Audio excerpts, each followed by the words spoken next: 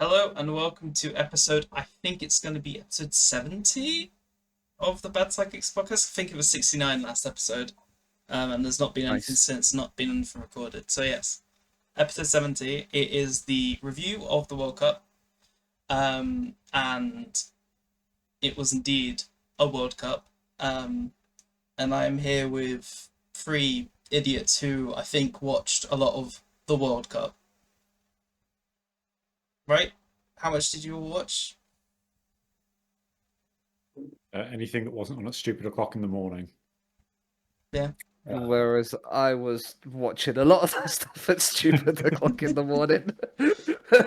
I watched a lot of the group stages, but then like when all the interesting teams got knocked out, just couldn't be asked. Fair. Sort of a segue into interesting teams. I have done induction for everyone, which is something I don't normally do because I'm not very good at roasting people. I still am not good at roasting people. But I've related you all to a country sort of in this tournament. So I'll start off with Michael because alphabetical. I have compared. I struggled. I compared Michael to Brazil because he's always fun to watch, but often finds a way to fuck himself over and lose, which is pretty apt. Hi, Michael.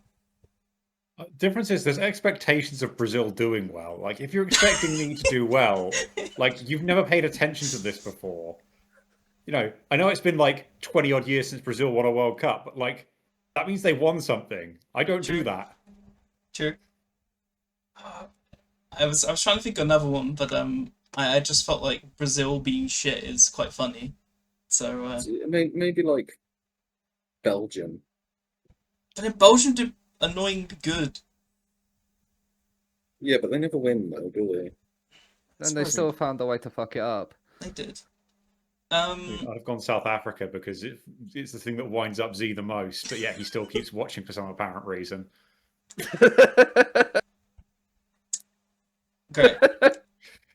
Rising above it.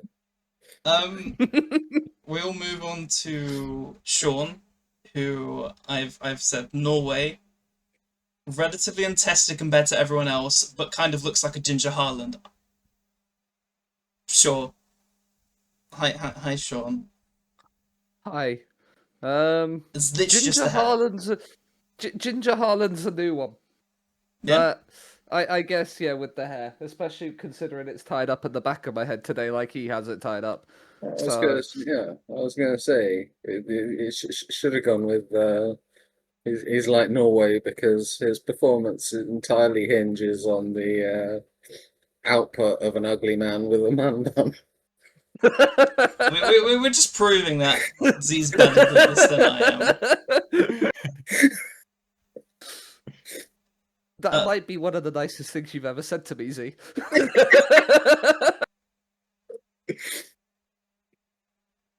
And then for Z, I've said Germany because one of the favourites, but in the last three tournaments, or you could say episodes, haven't won a thing. So I counted. Last three episodes, you haven't won. Didn't I? I think the last one you won was 4 episodes ago, or like 4 Did review you not episodes ago. just win Wimbledon? Yeah, that's what I thought. Did you? He literally just won the Wimbledon one, yeah. I've had a mare. I thought Sean. I don't know why I thought Sean won that. No. Yeah, no. No, I am still yet to have a win. Yeah. I don't know. Yeah. I mean, I predict you're most like Argentina because you're convinced that you should win and actually it was someone else. I mean, my one I did for myself was England because they go into tournaments or episodes thinking they're gonna win and they're big favourites and they fuck it up. Well, yeah. So But Argentina are also spoiled brats about it. So. no, I'm not. I'm very nice.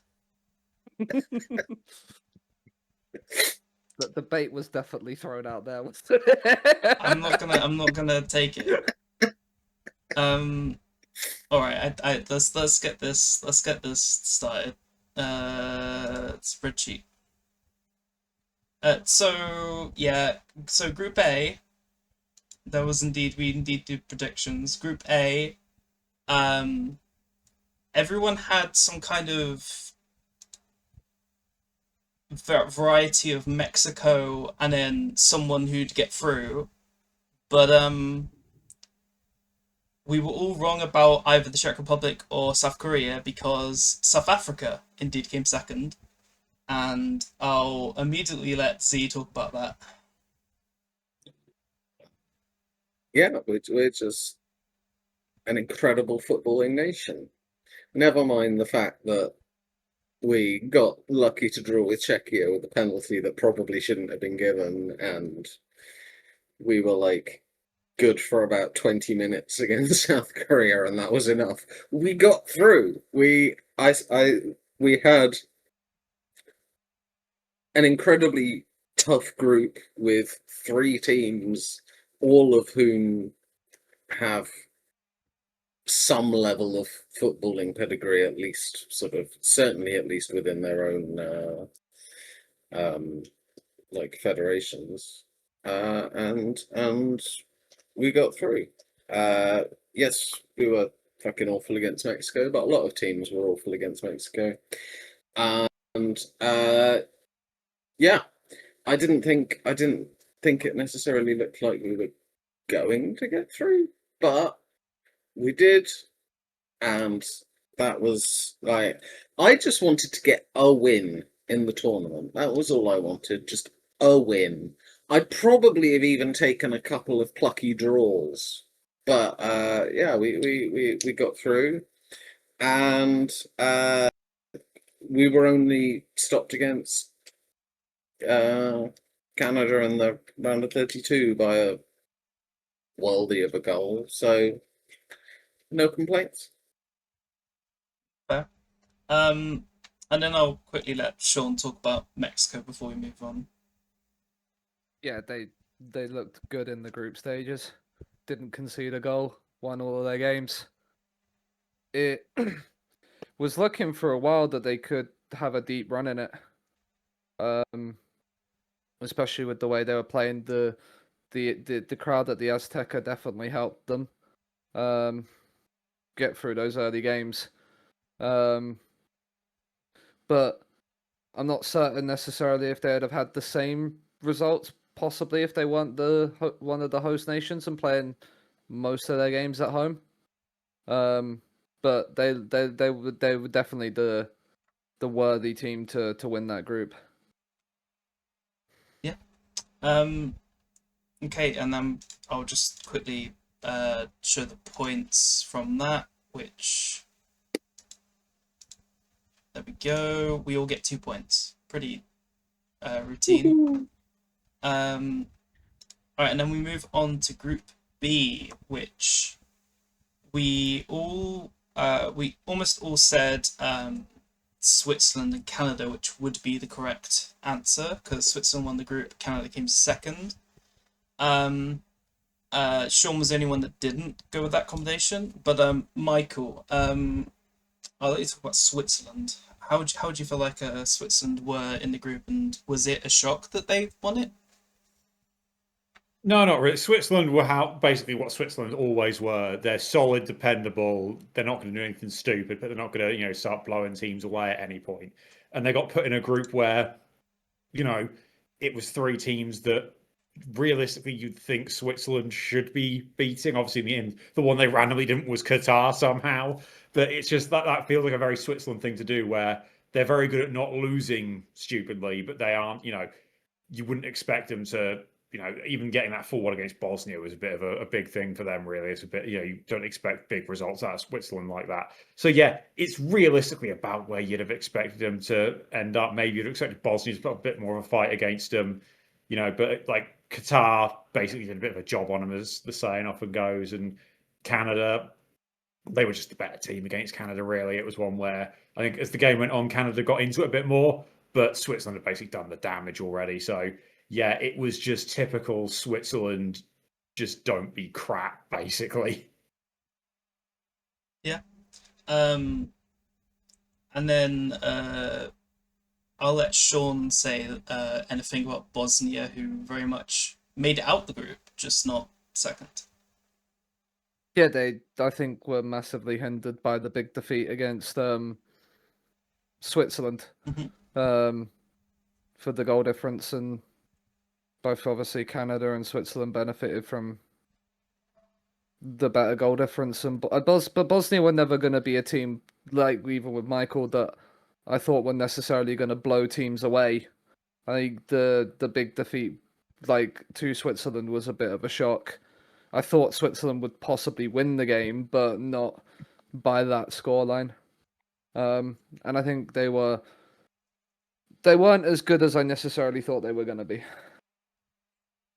But yeah, they still made it out with 4 points, which was one of the better teams, one of the better third place results.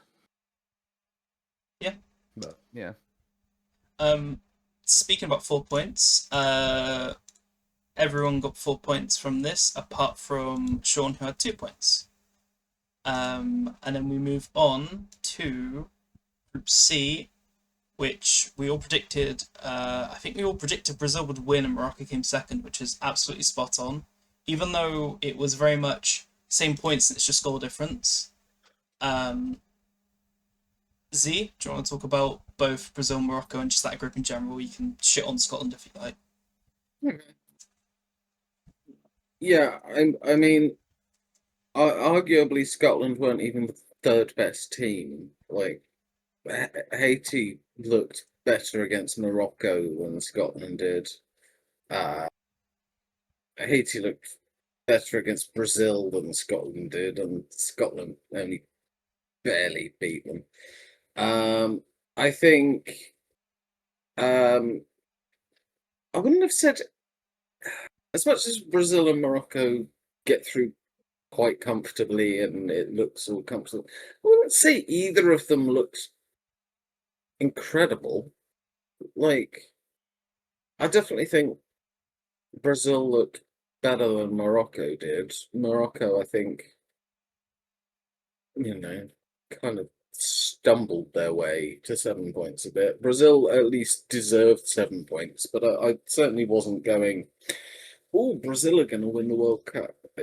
They just were sort of there.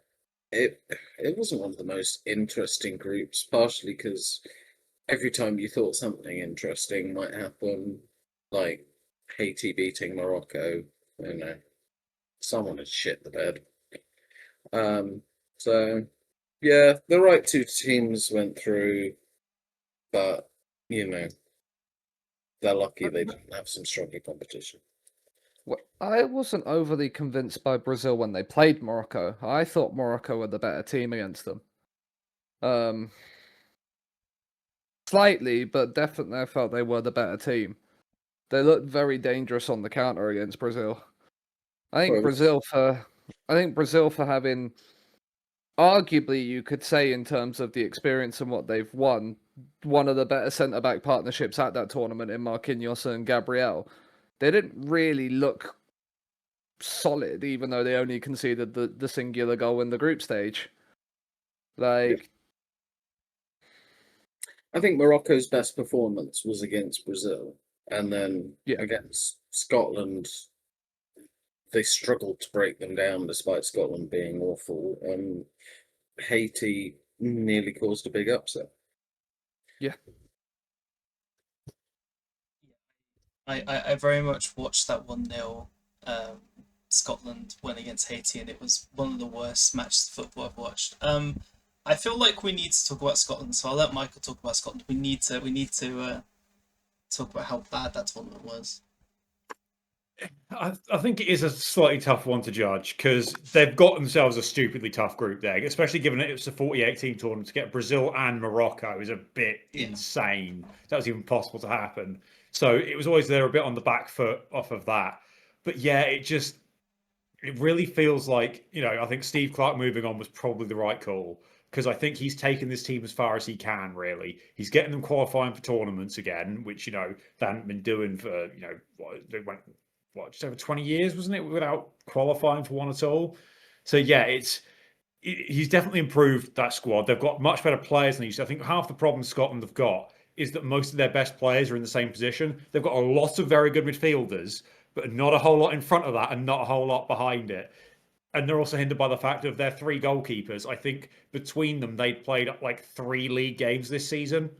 Like, it was genuinely like their 3 goalkeepers were Nottingham Forest's third choice, Hearts' backup goalkeeper, and I think it's Rangers' backup goalkeeper. It was the third choice for him. So yeah, that was never going to go great. Defensively, they were playing Grant Hanley in 2026. Like, playing Grant Hanley in 2022 would have been bad enough. Grant Hanley, like, his legs went years ago. The guy, like, he was never the greatest defender in the world, but he was a good championship defender.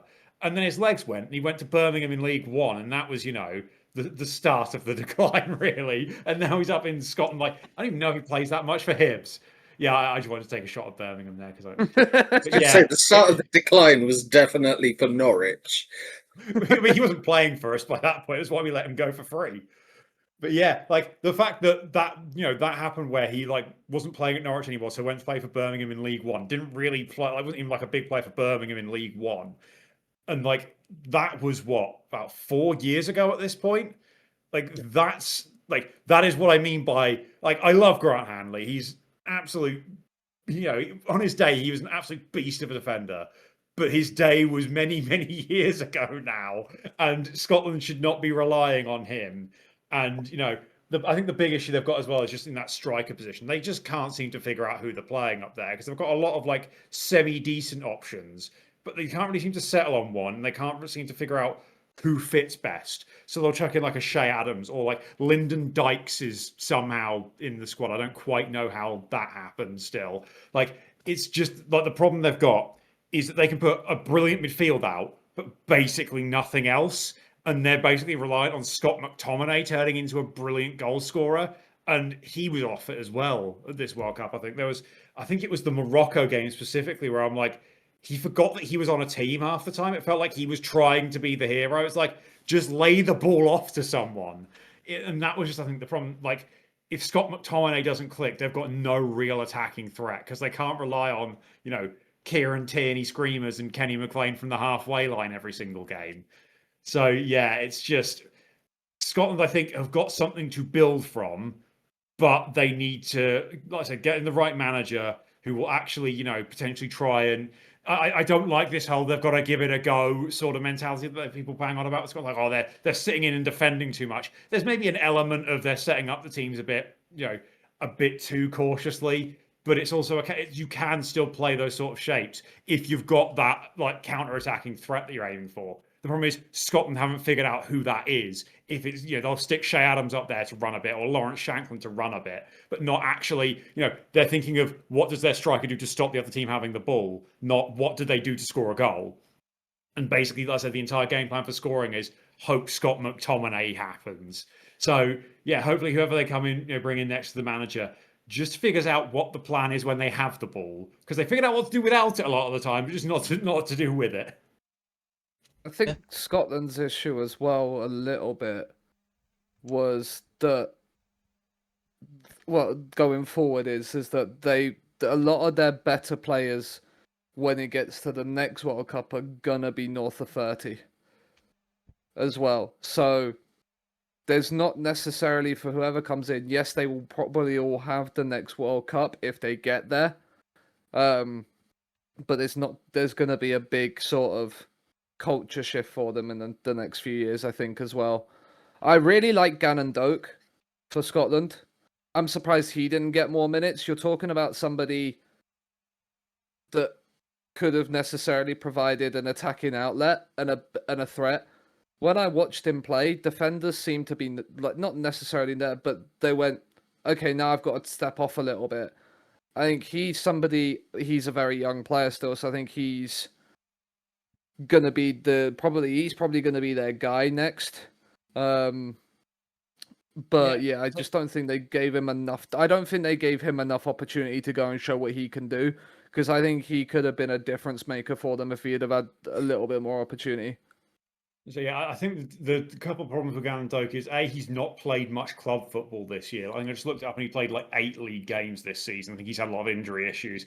And B, the problem is fitting him in means having to drop someone else out. This is a problem that Scotland had, where they were questioning, do they not even play John McGinn for the opening game? Because they were struggling to figure out who goes in midfield.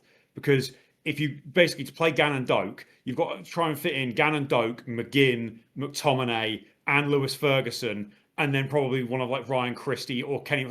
Someone's got to do the defending for the midfield. It's finding that balance is a real issue for Scotland because, like I said, they've got plenty of midfield options, and probably having Gannon Doak in there does give them a bit more balance. But then that means you've got to drop out someone like Ryan Christie or John McGinn, or play one of those two out of position to make that work. So I think it's Gannon Doak is someone that they probably are going to have to commit to. Same with someone like a Finley Curtis as well. Is another one of those more like direct attacking players who, again, you mentioned the ages. I'm looking through, and like the majority of this squad is already in its 30s. So like they're going to need to rely on guys like Gannon Doak or Finley Curtis.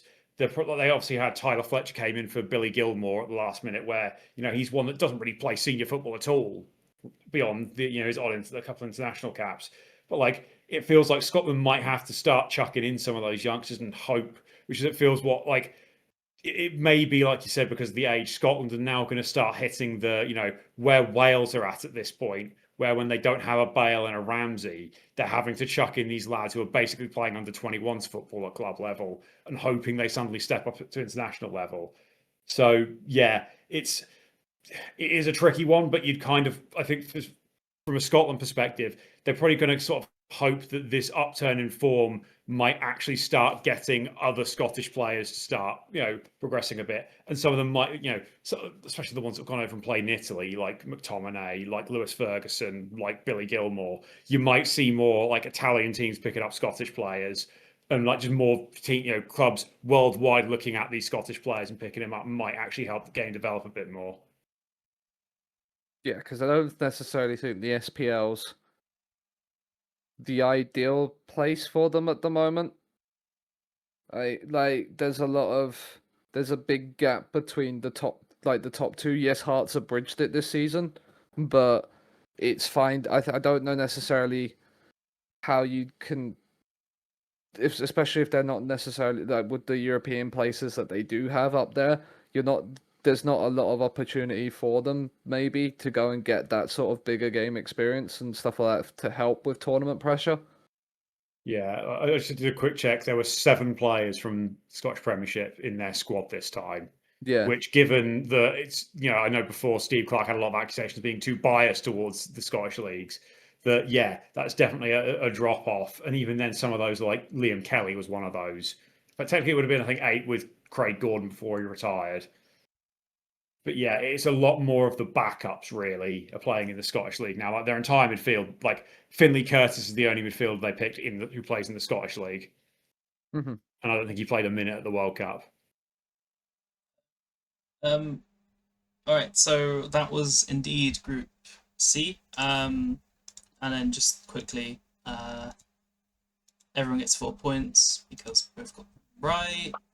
All right, we move on to Group D, which was a very weird one because we all had Turkey piss in the group, well, not piss in the group, but win in the group, and Turkey were abysmal. Like they were really bad, and they only got 3 points because USA put out a second string team, and even then it was 3-2. So yeah, Turkey were huge disappointments because I had them running quite deep, so I was a bit annoyed at just how bad they looked. I'll let Z talk about the rest of the group and the Americans. Yeah, I mean, I think the US were very impressive. Don't get me wrong, not the most difficult of groups, but I thought they looked very impressive against Paraguay. I thought they got the job done against Australia, and they still looked all right resting players against Turkey. Australia and Paraguay, they were there. I think Australia were definitely the better of the two. Paraguay kind of were just fortunate to play against a lackluster Turkey first, but yeah, I, I sort of the US were fun to watch, as much as it pains me to admit it, given the people who were supporting them.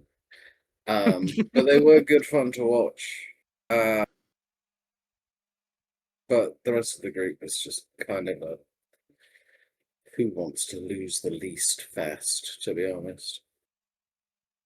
Yeah, that's fair. I mean, Paraguay were indeed a team to watch where they played awful football and then would kick. They just kick, and that's all they knew is just kick, foul, just do anything, and it very much worked out. Yeah, that was indeed 2 points for everyone because Murica. There we go. And then we move on to Group E, which is even more interesting because I mean we get to talk about how incredible the Germans were and how incredible their tournament was. But we'll start with the group. Sean, do you want to talk about the Germans? Why am I saying it like that? Jesus. I don't know why you're saying it like that. Germans. I mean, they absolutely battered Curacao. Then sort of scraped past the Ivory Coast and then lost to Ecuador, which I absolutely loved. And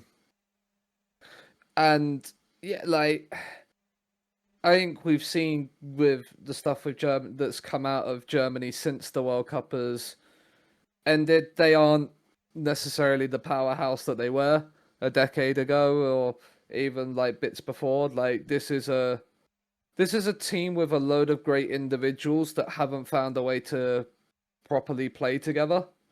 And when they're coming up against teams, when you got like a team like Curacao in there, they're obviously gonna absolutely take them to the cleaners. But like they didn't ever look to me, even in like the Ivory Coast game, like they were fully comfortable playing with each other. I think there's a lot of like with Scotland's issue. They have a plethora of great tens, like with like good midfielders and stuff, but I don't know who's scoring necessarily their main goal threat. And that I think was always going to be their issue, and it was kind of proven as they went later on. But yeah, Jurgen Klopp's got a big job on his hands there, I think. Sure does. I got very fed up of Nagelsmann's insistence to start Kai Havertz, and when like Undav was very much there, because they just had no goal threat whatsoever, outside of obviously being able to dismantle Curacao, and they very much got they got found out later in the tournament. But yeah, it was very much Germany very much played, but they weren't amazing. And then I doubt we'll be able to talk about Curacao. Well, we won't be able to talk about Curacao again. So, Michael, do you want to talk about Curacao? Yeah, they were there, weren't they? They showed up. For a second, it looked like they were going to give Germany a bit of a shock, and then really didn't. So, like, we got the little moment of, oh my god, it's going to happen, and then the Germans went, nah, fuck off. we were just messing. We're going to play now. I promise. So yeah, it was like when. It's like when it was like they handed the controller over to the big brother. Yeah. Just then, shout out to Eloy Room as well for yeah 15 saves against Ecuador. Yeah, I was going to say, then there was the Ecuador game where, like, it's not, I don't think it's a massive shock seeing them draw 0-0 with Ecuador, given Ecuador not conceding is completely, like, when you look at their back line, not surprising. And then when you look who they've got up front, and it's still Enna Valencia. Like, really? Like, how old is Enner Valencia at this point? 36. A Yes. 36-year-old Enner Valencia is still your main striker. That's probably why you can't score past Curacao. Like, maybe try someone else. Like, anyone else. Like, someone else who can kick a football and run a bit. That'll do. And then, yeah, Ivory Coast in the final game, they put up a fight. It's not like they went and got embarrassed. It wasn't like it was, I think there was a bit of fear off that Germany game. They were going to get absolutely battered every single game. But that obviously wasn't the case in the end. Like, it was one of those where there was a few games early on where people were going, "Oh, this is why the 48-team World Cup is stupid." No, you're going to get the odd, hammering. Like Germany winning 7-1 at a World Cup. It's happened before, and it wasn't exactly a small country they beat. Like, are we saying that if you lose 7-1 to Germany, you don't deserve to be at a World Cup? In which case, I think there's quite a lot of people who might disagree with you on, Brazil being allowed to participate at a World Cup. So yeah, Curacao, in the end, realistically, them getting a point was probably about the best they were going to really do. They showed up, they scored a goal, they didn't lose every game. Like, that's, they got their couple of moments in there. I would not be shocked to see them back at a World Cup again in the not too distant future. But, obviously this one was probably one of their better chances given the whole, the three big hitters of North American football automatically qualified, opened up maybe a couple of extra spots in CONCACAF qualifying. So yeah, they took their opportunity. They got a couple moments, and I don't think they'll be too displeased about it, really. I think they could have lost every game 7-1, and they'd probably still be happy about getting to play at a World Cup. They'd have been happy scoring 3 goals. Yeah. You sure would have. Also, this very much was kind of the tournament of the small countries' goalkeepers turning up. Obviously, this wasn't the best example, but Edo Room had a very weird tournament because he was just awful against Germany, like one of the worst performances you could see a goalkeeper have, and then against Ecuador he was incredible, and it was just a very, very weird set of 2 matches. But we will very much at one point get on to that one goalkeeper who was really, really good. But well, Room set the 90-minute record for saves, didn't he? Sure did. Again, in a World Cup game. In that Ecuador one. Which was confusing considering how bad he was against Germany.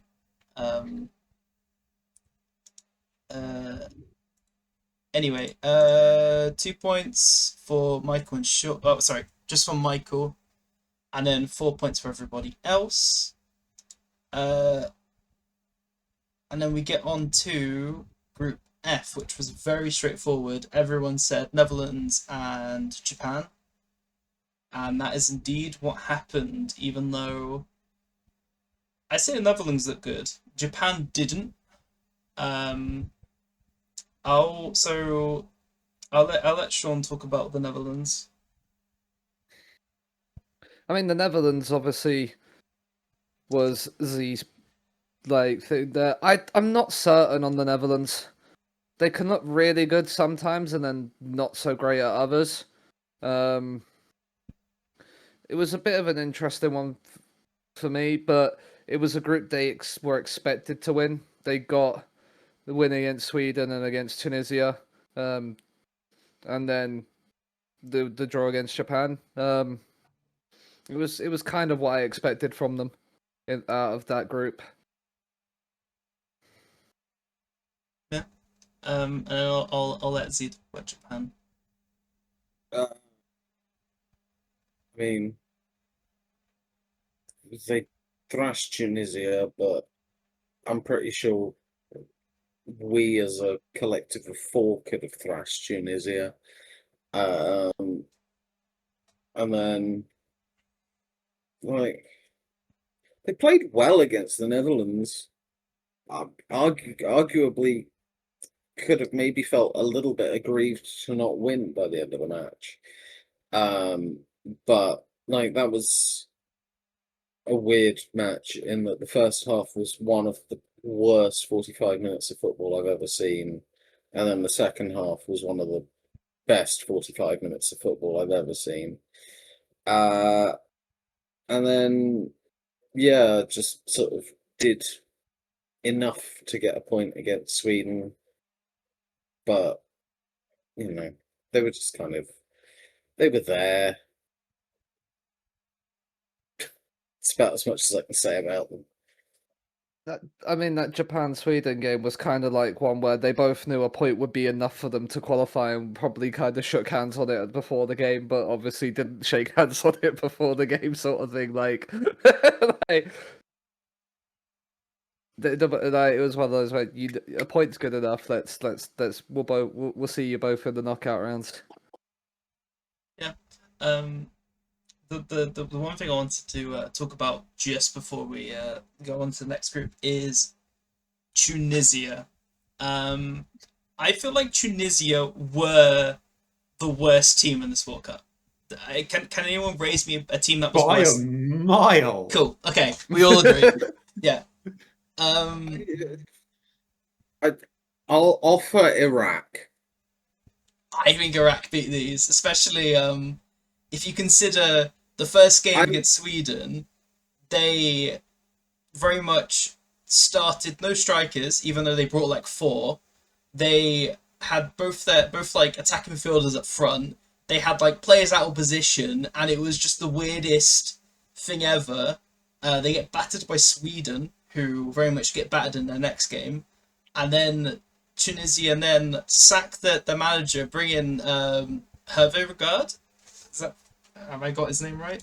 With Renard. Hervé Renard. Okay. Hervé Renard, and they're still shit. So it's almost no point.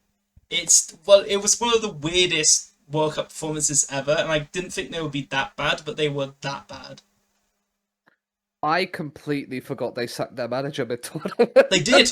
Well, I mean, After one game. they got what they deserved for hiring fucking Sabri Lamouchi. Like,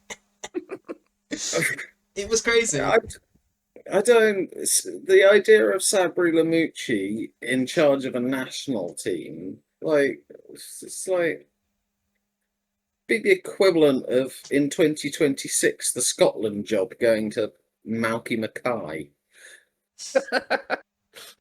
Probably think Malky Mackay could have done a better job of managing that Tunisian side. But yeah, no, I wasn't disagreeing that Tunisia were the worst. It was more, Michael said, by a mile. I don't think Iraq were far off. They were pretty fucking bad. Yeah, I was trying to think of another team that I'd consider near as bad. And I mean, Qatar and Czech Republic weren't great, but Uzbekistan, maybe. Yeah, Uzbekistan, I was going to say, yeah, didn't cover themselves in a lot of glory either. Panama were also a bit shocking, but I do think Tunisia were just unbearable to watch at times. I mean, Panama were relying on a Norwich player, so they were always going to be there. He was literally their best player. Like, he actually was. That's saying something. Yeah, and that's how bad you have to be to have a Norwich player. He was a centre-back, and their defending wasn't horrendous. Like, they understood the concept of defending. It's better than Tunisia. Better than Norwich. I genuinely don't think Panama knew how to punch their way out of a paper bag. Like, they did not have any threat whatsoever, and were the only team not to score in the tournament. Yeah. Alright, so we'll just quickly go over the points here, which was we all got 4 points because we all got them both right. Alright, so we move on to Group G, which was... this group sucked. This is just... awful group. I'll give Michael the reign to talk about this group because it sucked. Yeah, it's just... This was the group that was just kind of there. Like, no one really, like, it didn't feel like anyone in this group really gave that much of a crap. Like, Belgium, like, their best players are all like 35 at this point. and they're not like they're like best upcoming player is Yuri Tielemans, and he's like 29. Like that's the next generation of player for them is Yuri Tielemans. They've got what's his face, De Ketelaere or however you say it, like in attack. He's about the only other one that really feels like actually might do something. I suppose Doku as well, but I don't see too much of him really. Yeah, it just felt like Belgium sort of stumbled their way through the whole damn tournament. Really, it was like their game plan was kick the ball about for a bit, and then we'll give 20 minutes of Lukaku and pump the ball at him and see what happens. But yeah, this isn't the Lukaku of what 5-10 years ago. So it's not quite the same impact. Egypt very much just felt like it was just all about Mo Salah, and like it's basically Mo Salah's last crack at a World Cup. Yeah, basically he got the group to got drawn with the right teams to sort of just get himself through without having to without each having to be brilliant. They were just kind of all right, because then the other two teams in the group were Iran, who weren't even allowed in the country apart from until the last minute. They went, okay, you can come in and play the games, and then bugger off immediately again. While we have friends and family back home. So yeah, Iran were basically set up to fail from the beginning. They didn't lose a single game though, so like credit to them. They were never. Like I said, they were never really gonna have a proper chance of succeeding in this. And then New Zealand, who very much back into the happy to be here sort of category. It was drawing with Iran, then pretty comfortably beaten by Egypt, then absolutely battered by Belgium. Like, they never really looked like putting up much of a fight, to be honest. So yeah, it felt very much like two teams got through because the other two teams weren't going to. The one very quick thing I would like to add about New Zealand is that mostly I agree with you, but Elijah just looked like a hell of a player, and has just signed for Swansea, which I realise isn't the highest standard, but he's gone from the New Zealand League to the Danish League to Scotland to the Championship. I'm hoping he does well in the Championship and ends up moving up again, because he was so fun to watch. Yeah. I agree. I mean, New Zealand in general were nice to have there. I very much enjoyed. I don't think I watched it, but I enjoyed the highlights of New Zealand around. That was quite fun. Right. I just quite enjoyed the fact that New Zealand had a player from Tier 8 in their squad. That was that was great. Yeah, it's like when you play an FM and there's just like the one guy that it was like a journeyman save or whatever, and there's like the one guy that you really like from right at the beginning who you just keep dragging along and is like randomly playing Champions League football, even though he really shouldn't even be a professional. I wonder who would ever do that in an FM save. Michael. Hey, I mean, no, because Michael wouldn't do it because he only ever manages Norwich, who wouldn't be. Hey, no, I made up my own entire country, thank you very much, and literally dragged a guy with like 12 current ability, and he scored a goal in the Conference League by the end of it. So good old Neil Bacon. Neil. Okay, I was trying to remember what his first name was, but yeah, Neil Bacon. Neil Bacon. Was you gonna call him Kevin Bacon? No, he was a generated player in the game called Neil Bacon. I was asking Eloise if she was gonna call him Kevin. Yeah, Bacon, I was in my head like, remember his first name. It's not Kevin. It's not Kevin. It's not Kevin. It's not Kevin. All right, so we'll just quickly go because we all got that right. So all 4 points. There we go. All right, and now on to this group is also a bit weird, but I mean, so. We all said Spain would win, which Spain did win the group. We then all said that Uruguay would come second, and Uruguay were not good. I feel like we don't need to talk about Spain because they were very, very comfortable, but there's a couple of countries we can talk about. So I'll let Z talk about Uruguay. Yeah. Okay. I mean, there's not much to say. Probably, in terms of potential ceiling, to actual performance, arguably the, the the most disappointing team in the World Cup. To like, don't get me wrong, I loved watching Cape Verde do what they did. It was a lot of fun to watch, and I'm glad they did it. But equally, Uruguay should have pissed their way out of that group. Like, it shouldn't even have been close. And they were awful. Like, truly crap. So no, there's literally not much more to say than they were shit. Yeah. It, Um. I think it is quite poignant at how bad they were when Cape Verde drew all 3 games and was able to come second in that group. Like Uruguay, I believe there was a lot of discontent between key players in the Uruguay camp and Bielsa, which would never help. Yeah, I thought Bielsa on paper might have been a good, like, done well for Uruguay, but yeah, he just was very much not a well-liked figure in that dressing room, if the rumors are to be believed. As a general rule, South American coaches coaching countries that they are not from doesn't generally end well. An Argentinian managing Uruguay was almost always going to be a shit show. Yeah. And it's Bielsa. A lot of what he's done is it ends up as a shit show.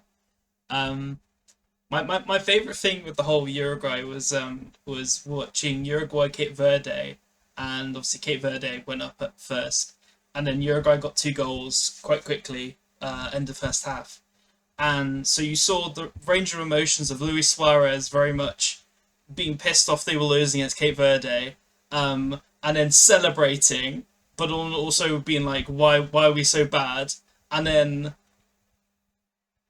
he very much then looked really upset when they scored to make it 2-2. And then like we saw him at the end of the game, he'd taken off his Uruguay shirt and looked really, really pissed.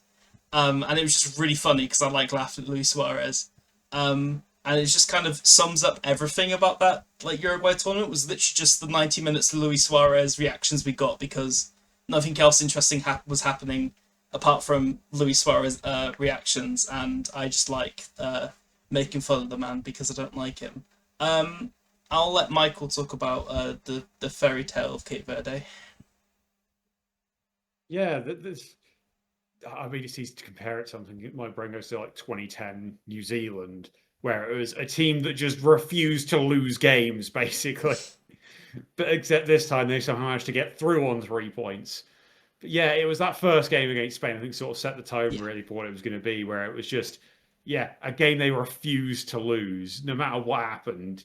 And somehow managed to, pour out a draw with Spain. And then, yeah, like I said, in that second game, finding a way against Uruguay. And then in the third game, I think the third game was different because that's the first one they then go into with the expectation because they've got those draws with the 2 bigger teams. They're them playing the one team you'd have thought going in they'd have a bit of a chance against. So then, in the end, it seemed like one where they kind of knew a draw was enough, really. So it's not like they need to be going all gung ho doing something stupid. And yeah, they got themselves through.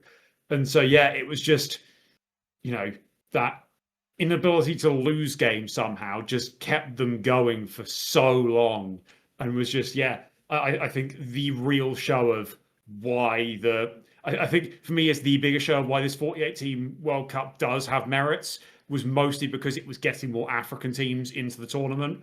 Because I think, and again, when you look at it and go, out of the 10 African teams that qualified, 9 of them got through. The other was Tunisia, which was its own separate mess. But the other 9 all got through the group stage, which is then you're saying, okay, after the group stage, you're going back to a 32, so almost like what the World Cup would have been, had we not changed the size, showing that Africa already didn't have enough spots really relative to the quality of football across the continent.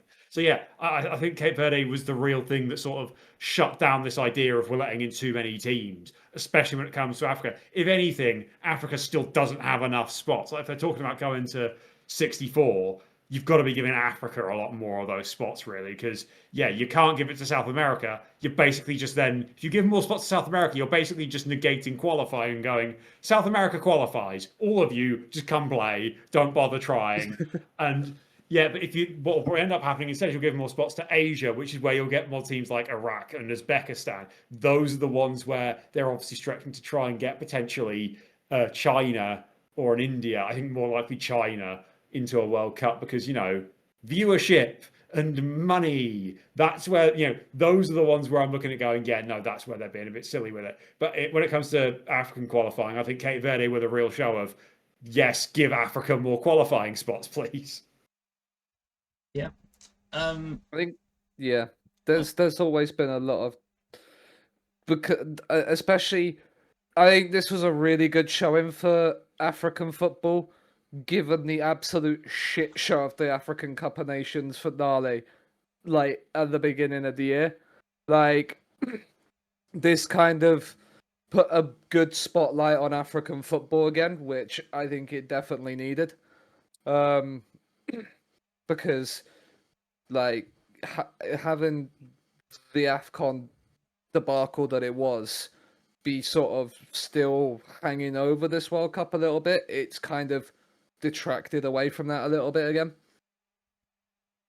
Yeah, I think there is a bit of a difference here between obviously AFCON was less about the quality of football and more about the organizational stuff within African football, which is a whole different issue. But Yes. yeah, as I said, I'm just having a quick look through African qualifying and seeing some of the teams that didn't even qualify. Like the big ones, obviously being Nigeria, Cameroon, are the two. Your points didn't even qualify, even with this expanded number of teams.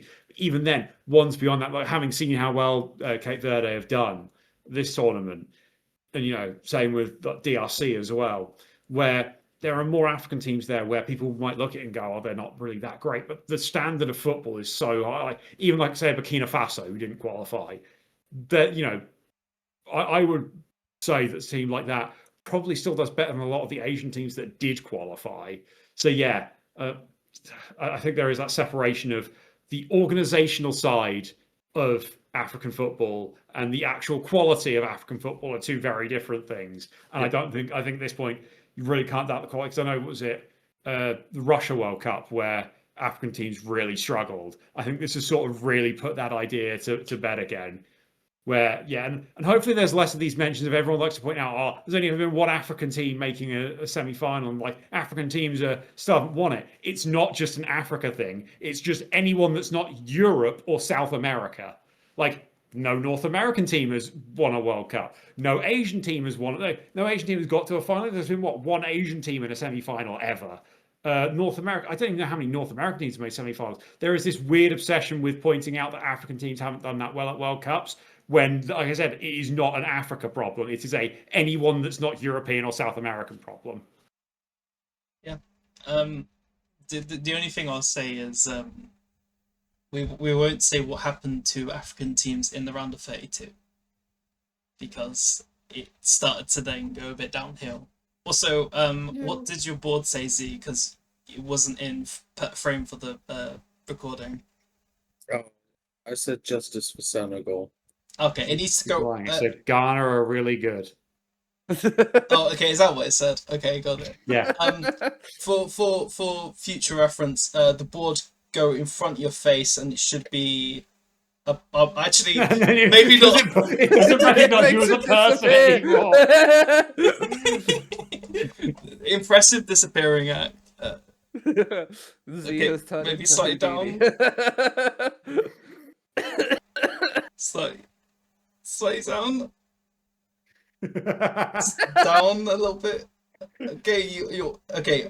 Maybe slightly lower than that would be fine. And then just Just edit the words "I love Ghana" in post. That'll be fine. just put it straight in the post. It's Ghana should have qualified. I'm not gonna do that. I mean, part of my brain just went, I could do that as a thumbnail, but I will be killed. So I'm gonna be nice. All right, let's move. Wait, so that was. Oh yeah, points. That's also a thing we're doing. Two each. Because of Spain, and now we go into Group I, which I think we start to be a little bit more daring with our predictions, even though I don't know why. Me and Sean went with Senegal in second because it was very much this group was very boring, but in a different way because both France and Norway looked really good, and the only reason why they both, we didn't get an interesting last game of that group because Norway very much rested their players, and that's why France very much ended up with 9 points and topped the group. Do you have... Norway were very content with just knowing that they were already through and going, let's focus on the knockout rounds. Whereas France could have played an entire second string and it would have probably been the first string for a lot of the teams at this World Cup. So it was always going to be the case if it was always going to be the case if France played Norway on the final game and both were through, that France would end up winning just because Norway would rest players. For sure. So poor Iraq being sacrificed in the group of death. Like, it's literally the worst group they could have got, and does anyone want to say anything else about these teams? Because I feel like we'll talk about these teams a lot more later. Senegal had a decent tournament, but as you say, we'll talk about that a bit more as we go on. Yeah. Okay. I'll move on, and so that means I think Michael and Z should get 4 points, and me and Sean get 2. And then we move on to Group J, which is also interesting because Sean and Z both said Argentina and Algeria would qualify, but both me and Michael got it correct by saying Argentina and Austria would qualify, even though there wasn't really much in it between Austria and Algeria, and it was very much a Argentina kind of were just a bit dominant. Do you want to go over Argentina, Z, in the group? Yeah, I think they were pretty damn dominant. I think there's definitely a case that you could say that they were the probably most all-around convincing side in the group stage. I think there were some that were better in attack. There were some that were better in defense, but I think they managed to tie together, scoring multiple goals each game, only conceding one game in the group stage. Did they have the toughest group in the world? No, but it also wasn't the easiest. I think at this stage, I was certainly thinking that. I mean, we all had Argentina making the final, and I kind of thought that that was looking a reasonably sound bet after the group stage. Yeah.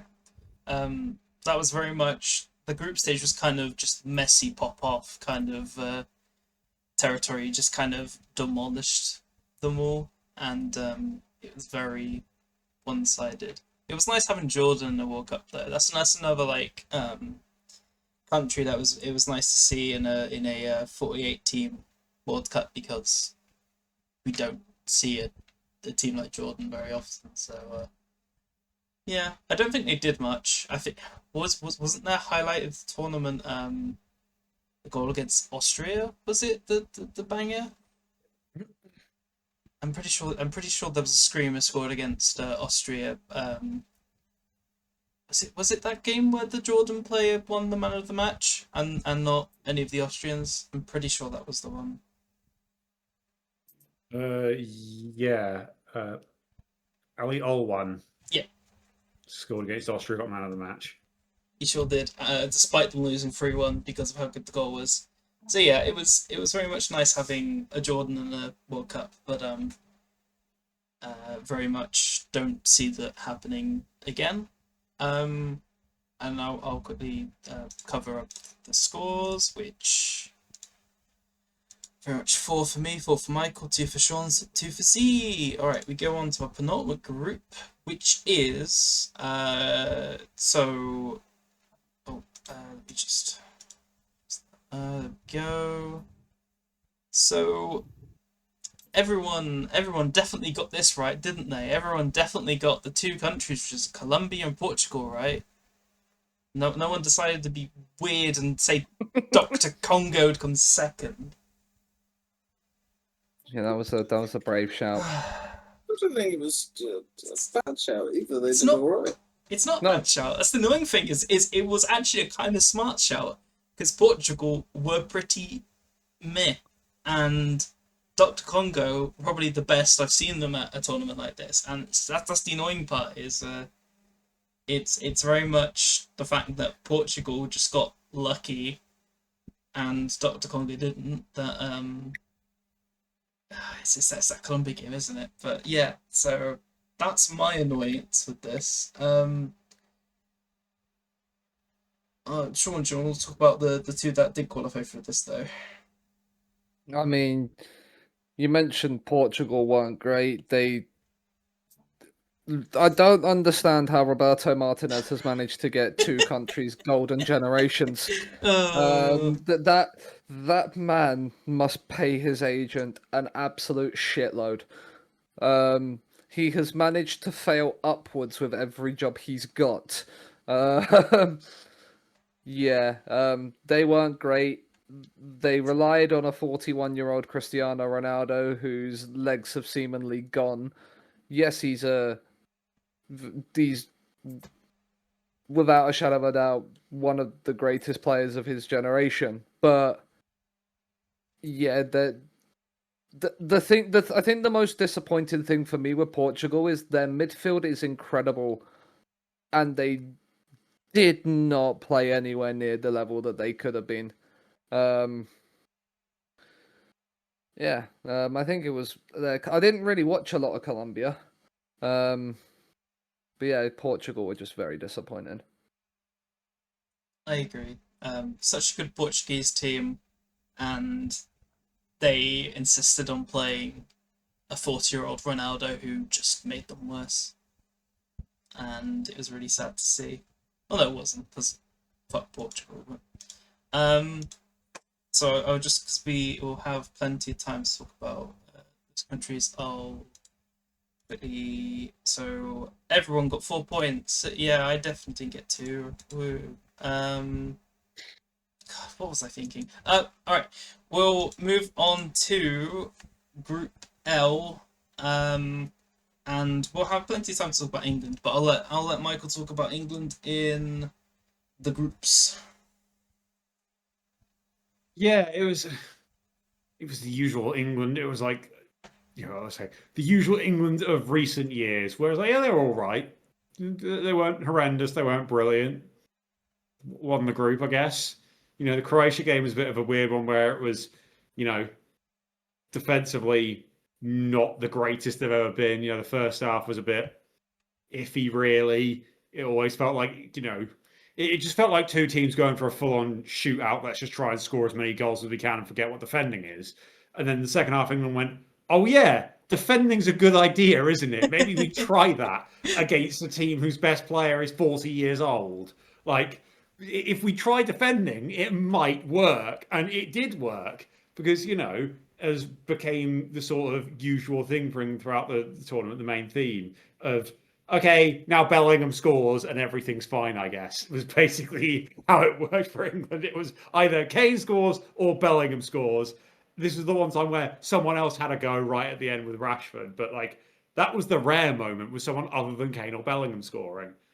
And then, yeah, second game against the mighty Ghana, where, England, there's nothing wrong with only drawing against Ghana. Ghana are a huge team. They're the best that Africa can put forward. And so only drawing with them is it's not a bad result whatsoever.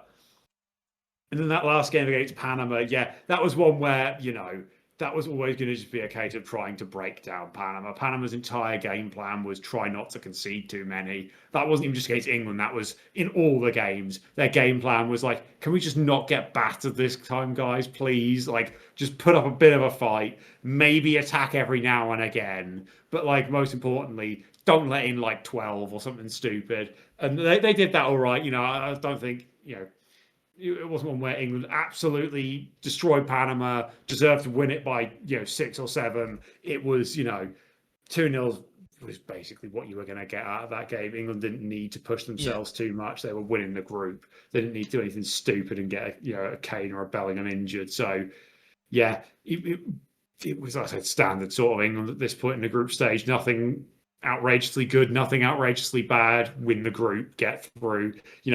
England fans of 20 years ago, 20, 30 years ago, would have, bitten your hand off for, unremarkable winning the group. So, I don't think there can be too many complaints. I mean, I wasn't complaining, so yeah, I also would have bitten your hand off. And then yeah, so we all said in some kind of variation, England and Croatia would go through. We're all correct. However, I just before we move on to knockouts, I just want to let Z talk about the wonderful World Cup that Ghana had. The incredible run they went on. They were in a group with England. And got 4 points. Got 4 points, Z. Yeah. They drew against an abject England side and beat Panama 1-0. Like, what do you fucking do? I think that's all I'm gonna get out of Z, so I'll just move on. What I will say is during the England-Ghana game, I was genuinely conflicted on like what to do.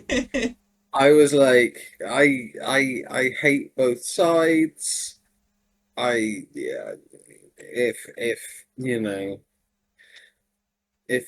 If Iran would like to choose this match to, launch their counter-offensive on, I'd be okay with it.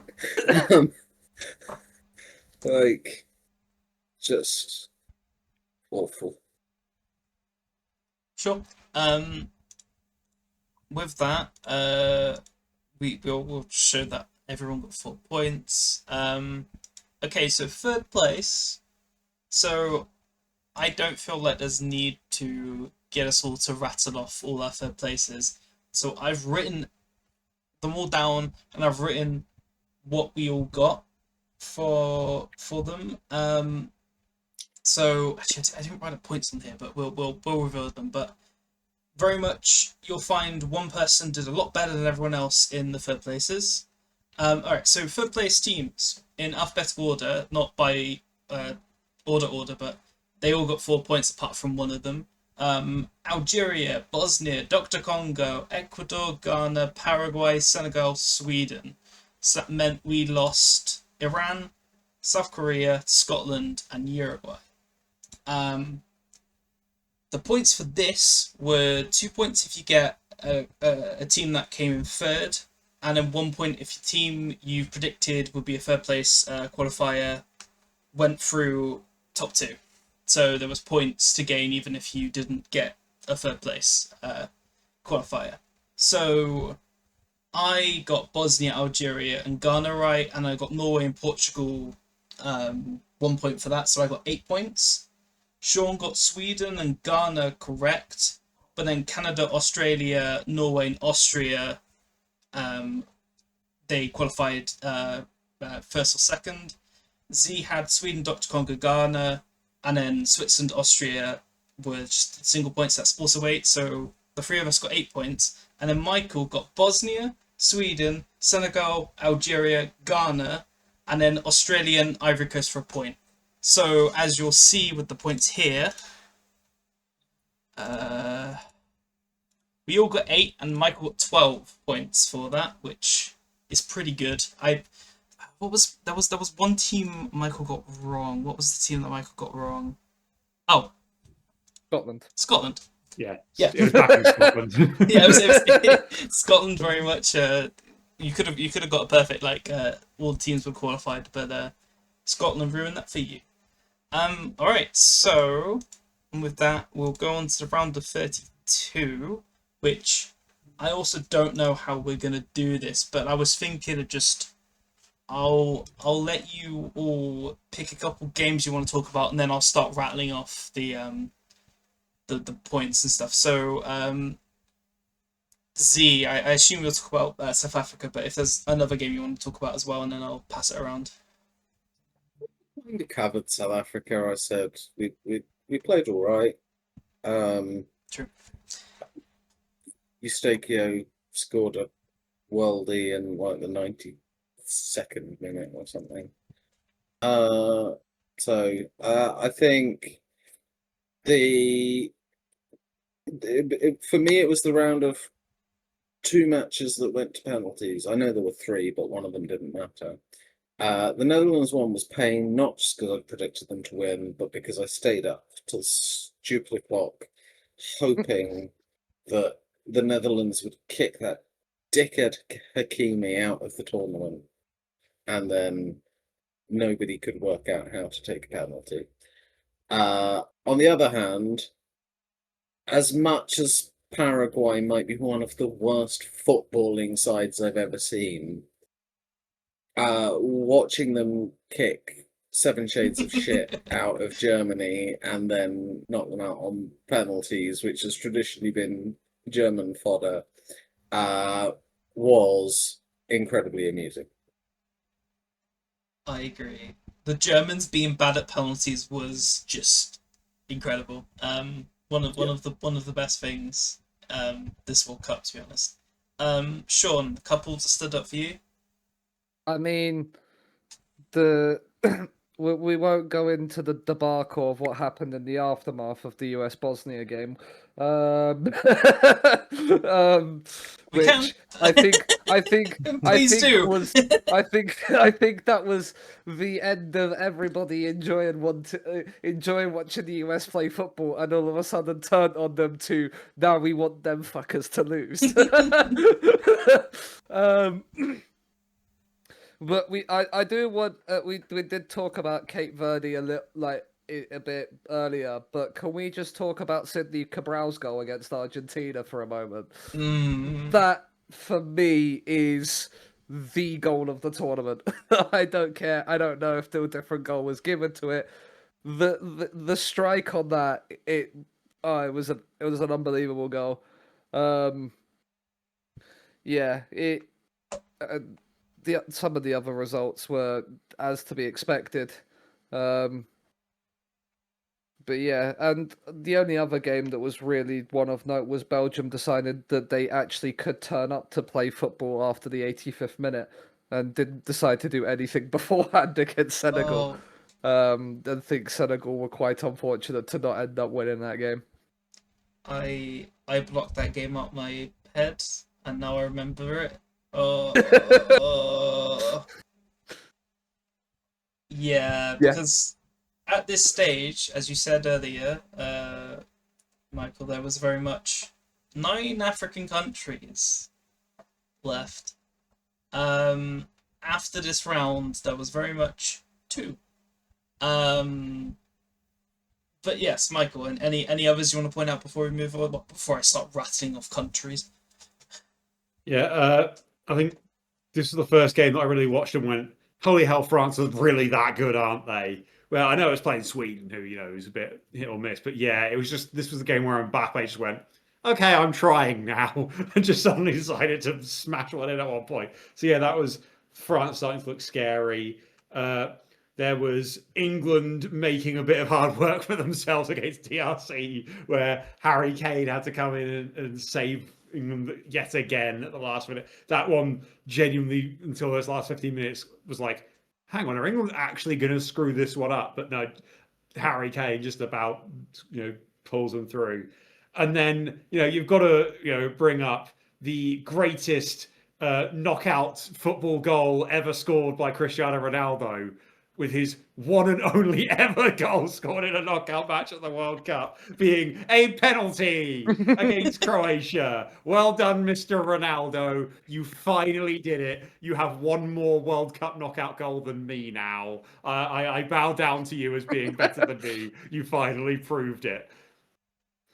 The other nonsense I think we've got to mention from the round of 32 was Australia decided to sub their goalkeeper off before penalties for the goalkeeper they subbed on to save a grand total of 0.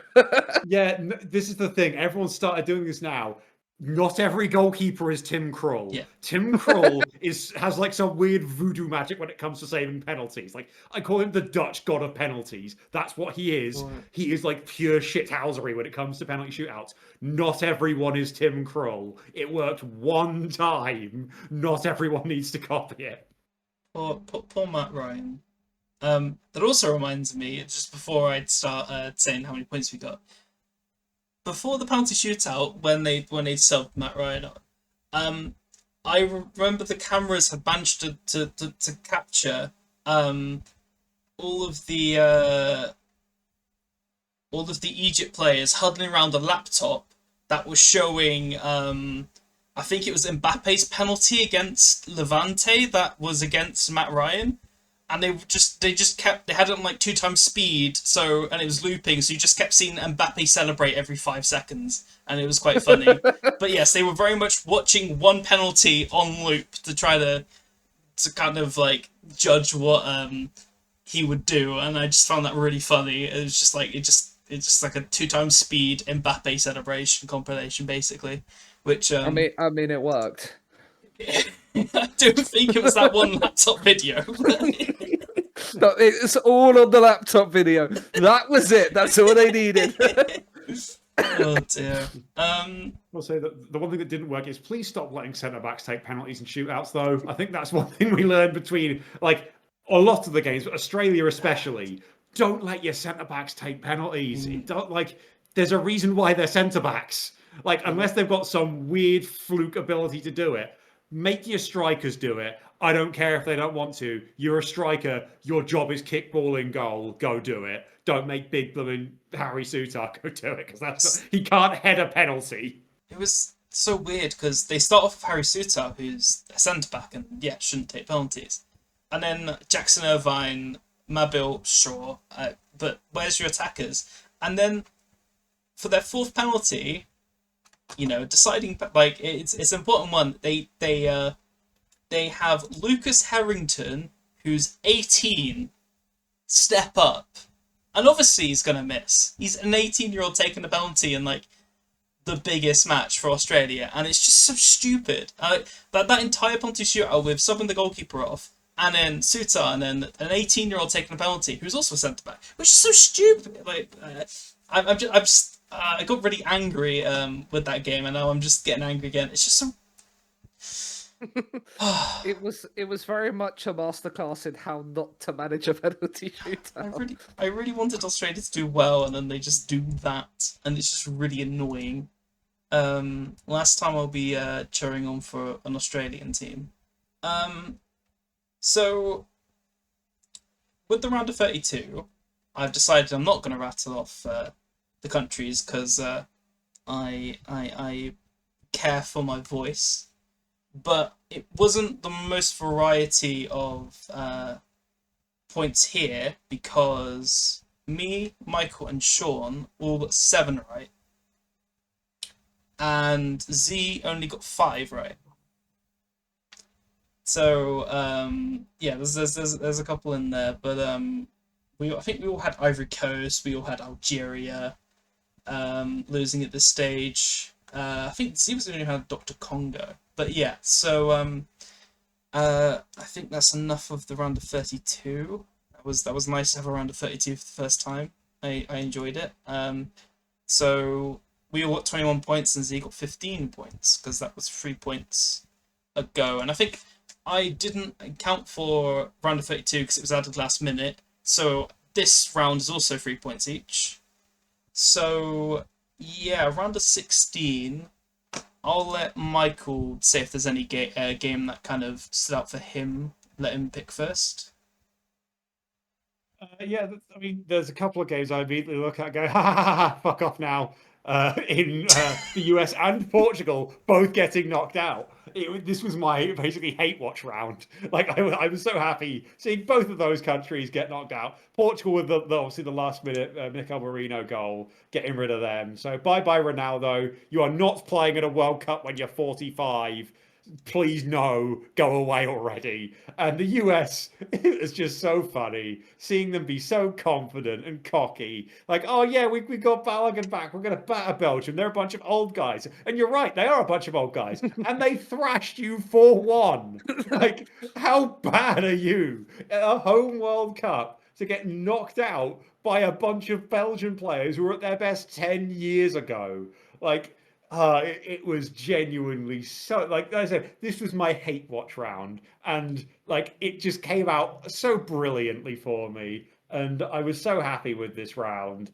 It was great. And then there was also, Brazil getting knocked out, which, that always is going to lead some fun, angry Brazilian comments.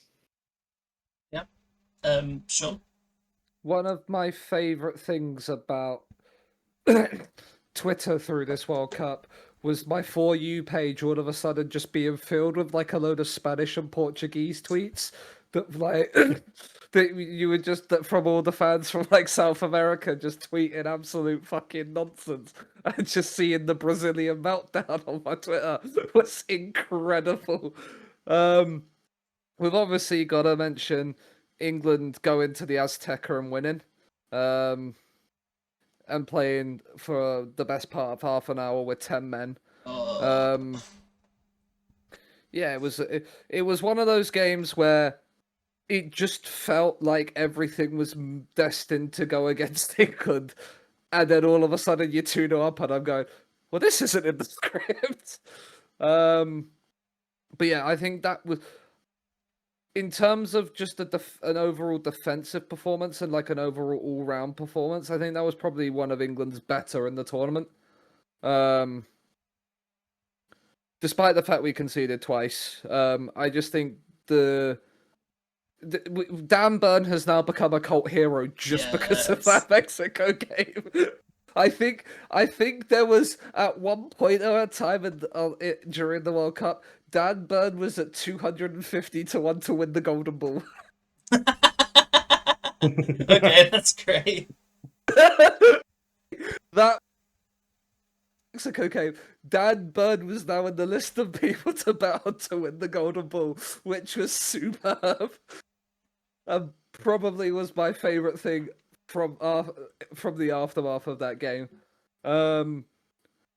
And yeah, I think the only other big talking point at that point was that Morocco actually finally seemed like they wanted to turn up.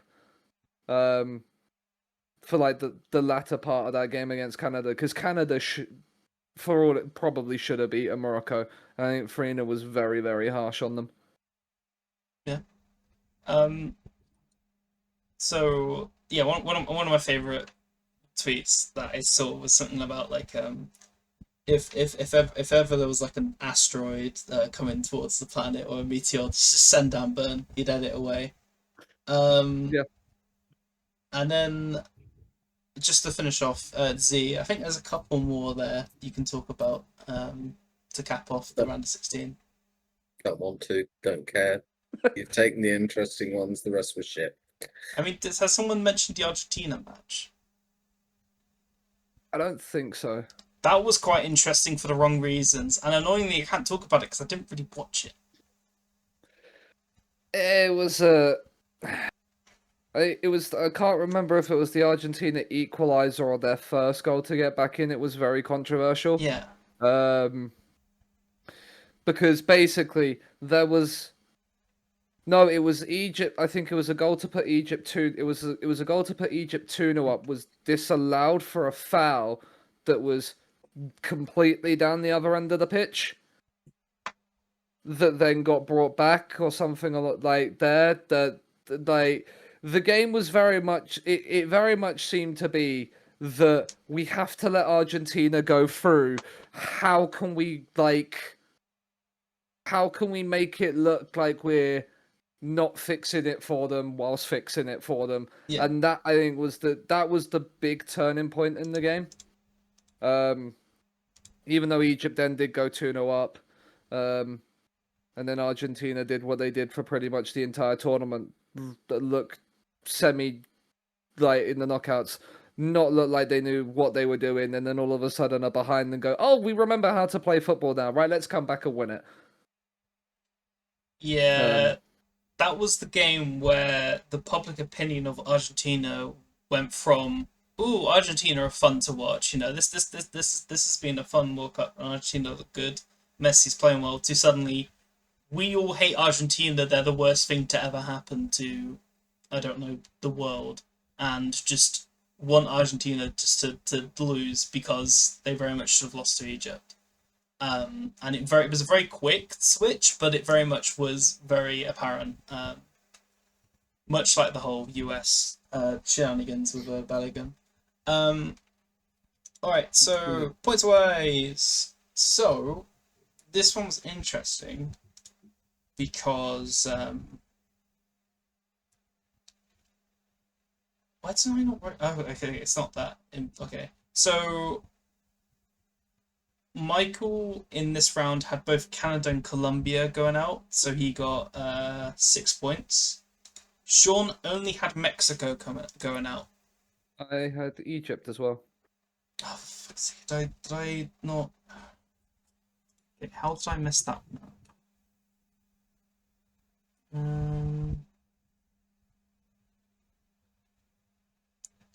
I'm fairly certain. Yeah, You Egypt. did, yes. Okay, well that's fine. You get 6 points as well. I'll change it. I very much got every single one of them wrong, so I get 0 points in this round. I did really bad in this round. And then Z got Canada, Mexico, Portugal, USA, and Colombia all right. So that does the points. Is if I just change it to a 6. Mike and Sean have 6, Z has 15, and I got 0 from that round. Yeah, that was an all-time bad round for me. I think I just got really unlucky with some of the teams. Like, I think they went out early just the round before, and I just kind of very much just got a bit unfortunate, which I definitely wouldn't worry isn't too much. You're making points up later. Yeah. points, not many. So, okay, quarters. The quarterfinals. It's finally getting near the end of the knockouts. So, okay. What was the most interesting match of this one? I'll give Spain versus Belgium, which isn't, but I'll give it to Michael. Do you want to talk about Spain versus Belgium? Yeah, so this felt like one of the many ones where it was Spain basically doing just about enough to get through.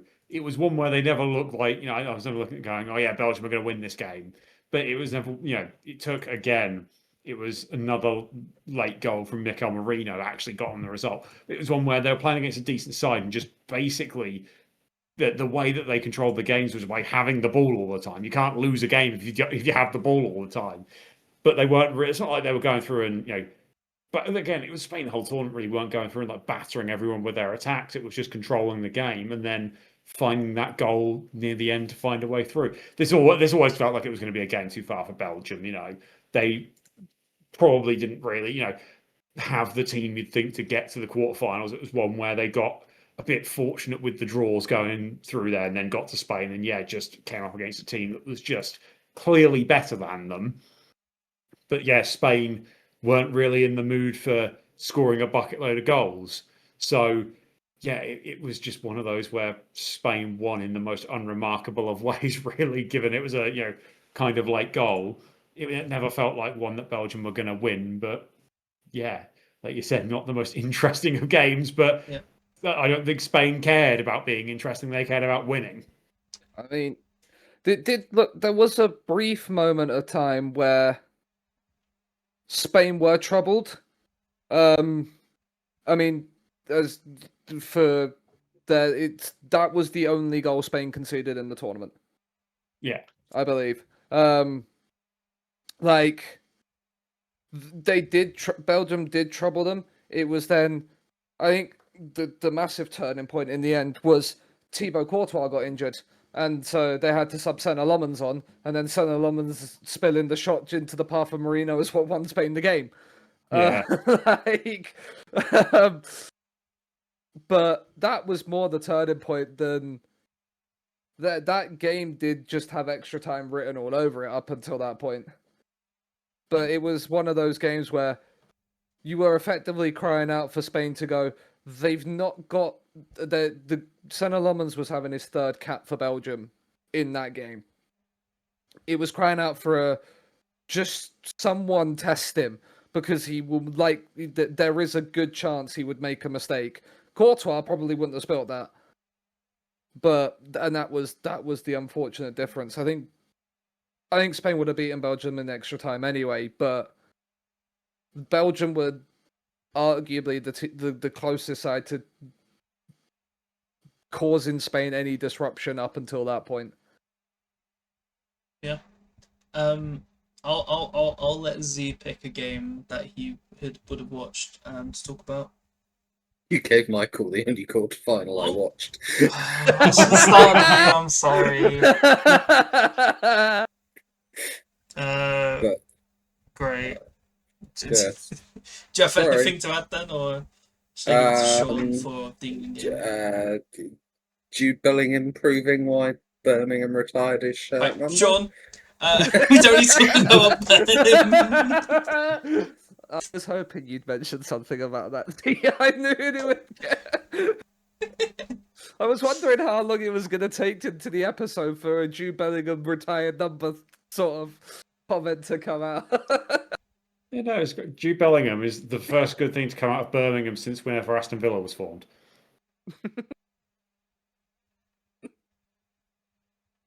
Yeah. Norway, England, Sean. Norway, England. I mean, England got very lucky that Alexander Sorloth decided not to lay Erling Haaland in at 1-0. Yeah. Because if that pass goes into Haaland, he's 1-on-1 with Pickford. That's 2-0. That's Norway in the semi-final. That is there. And then obviously Jude Bellingham decided he was going to turn up, score there. But again, like the Spain-Belgium game, was literally talking about. I was sitting watching it with my dad. Literally said the same thing.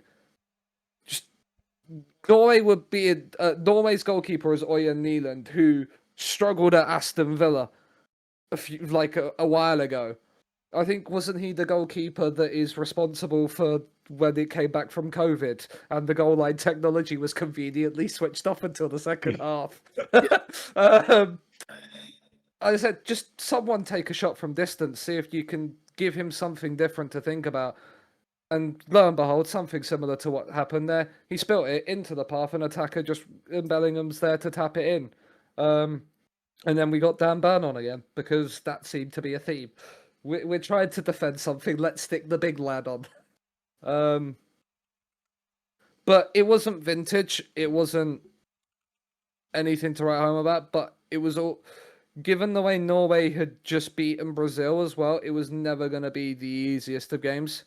The one thing I do want to briefly mention, who decided to drop a note to Fox Sports that England's equaliser touched the wire for the spider cam that then didn't get picked up and caused a load of controversy? Anything to get a story, because I'm not being funny. They could pick up the ball touching a hair off a Croatian player in the game against Portugal, but they weren't picking up it whacking against the wire and deviating the ball. No chance. Yeah, I mean, you saw the faintest of movement, but it was like you couldn't say that was a definite touch, because that could have just been a glitch in the sensor. So it was just it was stupid, but also, yeah, it wasn't picked up during the play, so go fuck yourselves, I suppose, is my response to that, and all the people complaining about it. Yeah. And also, there was a great tweet afterwards. Someone decided that they were going to remix Three Lions with their rowing home, Norway's rowing home. I heard too much of that. I'm very much anti that. Um.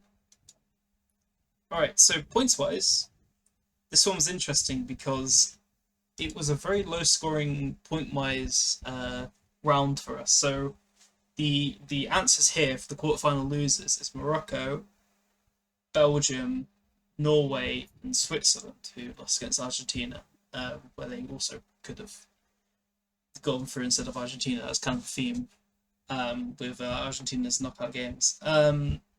So I said that Morocco would lose here, and I get 5 points. Sean said that Belgium would lose here, so he gets 5 points. And Z said Switzerland, which I think when I was scoring this, I'm like, how's I think I shouted how Z pulled out Switzerland, because I very much would not have bet Switzerland making it this far. And That's that one of my more confident predictions. I very much was baffled because I didn't expect them to just end up being in the quarterfinal, but yeah, I was kind of this is the point where I start getting kind of annoyed because I'm not doing as well as I wanted to, which is kind of on track for me. But you're not a And spoiled brat at all. no, I'm just um, and then Michael got none of them right. He very much got 0 on the quarterfinal round. Just double check. I didn't mess up. Yeah, they got 2 in the round of 32, 2 in the round of 16 wrong. So yeah. So that means what did I do? I must have changed something. Okay. We are just quickly that. So 5 points for everyone but Michael. As we go into the semis, which, if you play along, the semis are very much Spain, Argentina, France, England left, which none of us had. Wait, where did we all have England going out? That's also a thing I want to. So I had round of 16. Michael had round of 16. I had us losing to Brazil in the quarterfinals. Yeah, and then Z Which- had 32. round of 32. Against Portugal, I think, was my bracket. Yeah, I mean, none of us expected a run like this, and it was indeed quite a good run. I mean, I'm still quite glad of the fact I predicted us to knock Mexico out of the Azteca. So that's where I thought England would get that. That was where I was blindly huffing on copium, going, yeah, they've got such a great record at the Azteca. It's fine, we're gonna win there. Forget the altitude. Yeah, I don't think I had that match, but I had another match where we lost because I think I had England second, so it very much wasn't that, but I just wasn't confident. Yeah, England could have only played Mexico at the Azteca if both teams won their group. Yeah. Okay, so Z, before I ask the other two, what games did you watch in the semis? I watched the England match. Okay, do you want to give your thoughts on the England match then? Yeah. England were quite good. Then they scored. Then they decided to stop playing the way that they'd been quite good. Allowed Argentina to just have all of the ball. And Argentina went, yeah, thanks very much. And scored twice. And Tuchel's an idiot. Yeah.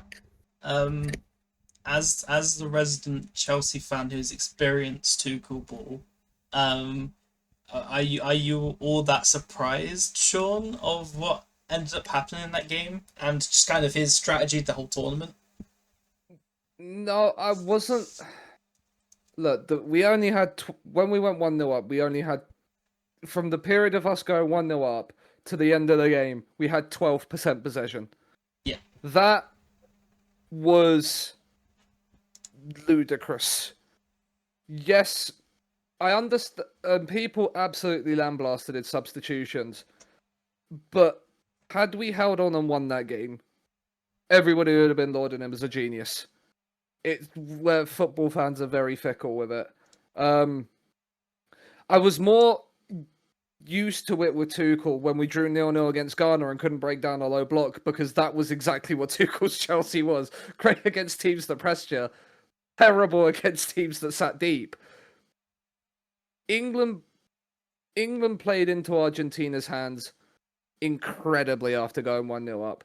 They were afraid of us running at them. They were afraid of us beating them in behind for pace.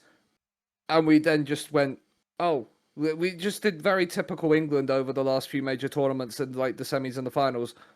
Oh, we're winning. We don't know what to do here. Shit, let's just protect what we've got rather than going, oh, we're 1-0 up. Let's carry on doing what we're doing.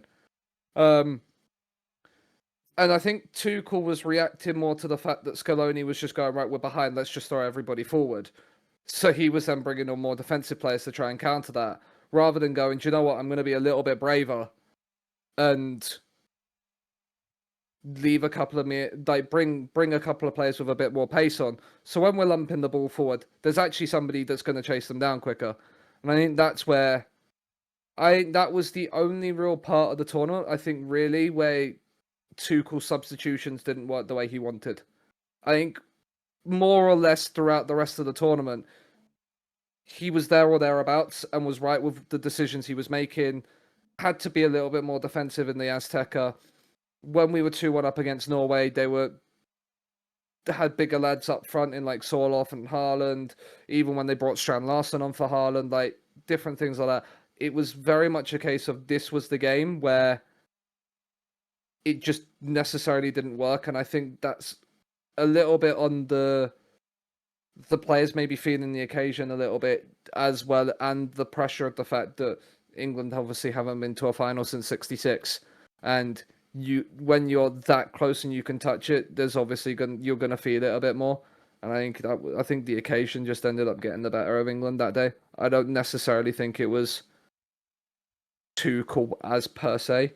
Yes, he could have maybe been a little bit more proactive, but I don't necessarily agree with a lot of the negativity that flew around after that game. Yeah, talk about negativity. Michael, do you think Tuchel's the right person going forward in when we get towards a home Euros? And would there be a better option out there, would you think? Well, that's literally what I was going to say. I don't see what the better option is at this point. Like, I see people screaming, "Oh, no one's ever won a World Cup with a foreign manager." Which, yeah, fair enough. But like, who do you want to be in charge then? Because like, the only name that comes to mind for me of an English manager that's doing anything decent is Eddie Howe. And at this point, I don't know that Eddie Howe's going to be any better than Thomas Tuchel. Like, I genuinely am struggling to think of English managers. Like, what? Rafinha. The name, there's been one name thrown around which I am absolutely gonna shut down, and that I've seen multiple people come out and say Frank Lampard could have done the job that Tuchel did. That has been a name I've seen thrown around multiple times, and I completely disagree with that. Not good. The thing, Lampard is a good manager, but not a great manager. I think people are like, there's this weird thing where people are adamant that everyone's either like, this is just generally people's opinions these days, is either it's the greatest thing ever or the worst thing ever. And everyone seems to settle on Lampard as the worst thing ever when it comes to being a manager. When he's really not. He is a decent manager. You know, he's obviously done an incredible job at Coventry. He did a solid job at Derby. He didn't do the worst job ever at Chelsea. Like, there have been like yeah, in his first when he actually had when he was properly like actual manager, not like interim or whatever. Like under a transfer embargo and everything, he did a solid job. Again, nothing incredible, but like he's not a bad manager. But like he's not going to do better than Tuchel. Like he's not going to come into this team and suddenly revolutionize it. The only name that gets bandied around that goes, okay, maybe he'd be very good is a certain Mr. Guardiola. Okay, but that's what I was going to bring up. Yeah, but I don't see that happening at the moment. It feels like if that happens, it's post Euros. Like I think I think obviously with him getting linked with the Italy job, unless you give him so much money, it'd be stupid for him to say no. I think I think a bit like what Klopp's done. I think he'd be happy to sit out for a year or two, not have to do, take a bit of time away from actually, the day-to-day of football, and then maybe you go and chuck a stupid amount of money at him if we don't win the Euros. But like, I think he is the only manager that would maybe do better. But even then, it's one where I don't know that he would want the job right now. And especially when it's, like being England manager is putting yourself under a stupid amount of scrutiny. It does, like, being the England manager is not a fun job to do. Like, unless you win something, which literally no one has done for however many bloody, 60 years at this point. Like, unless you win something, you're going to get all the shit in the world thrown at you. Like, it happened with Southgate when he's done better than, for as much as, yes, there are ways in which it could have gone better. You look at England before Southgate took over and after, the team is in a much, much better place. Yet he still gets shit thrown at him all the time for what he did as England manager. Like, unless you are perfect, which is a thing that is not possible to be, you are just going to get a ton of abuse and crap hurled at you. When, yes, there are ways in which England should be doing better. I think there are a big thing is that England seem to act like we're the big underdogs all the time, refuse to play like, we actually belong with the bigger teams. Like we're playing like an Argentina and that. We're scared to be, in control of the game. And there's this refusal to think that England are actually a good team. But, yeah, you can get a manager in to fix that. But it's not as straightforward as that. And it's...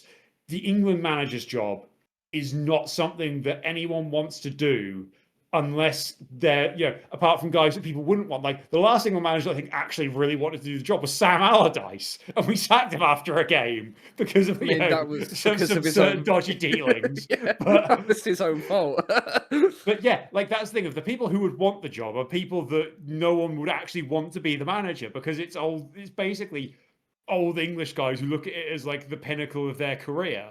But if it's someone who thinks that being England manager is the pinnacle of their career, it's someone who hasn't been at the top level. So that's just a complete contradiction of you will never get a manager that actually really wants to do the job, that the fans would be okay with being in charge. So yeah, I think Tuchel stays in charge purely out of, well, who the fuck else is going to do it that would actually be good enough? Yeah. I'm gonna drop a quick hot take before you speak, Eloise.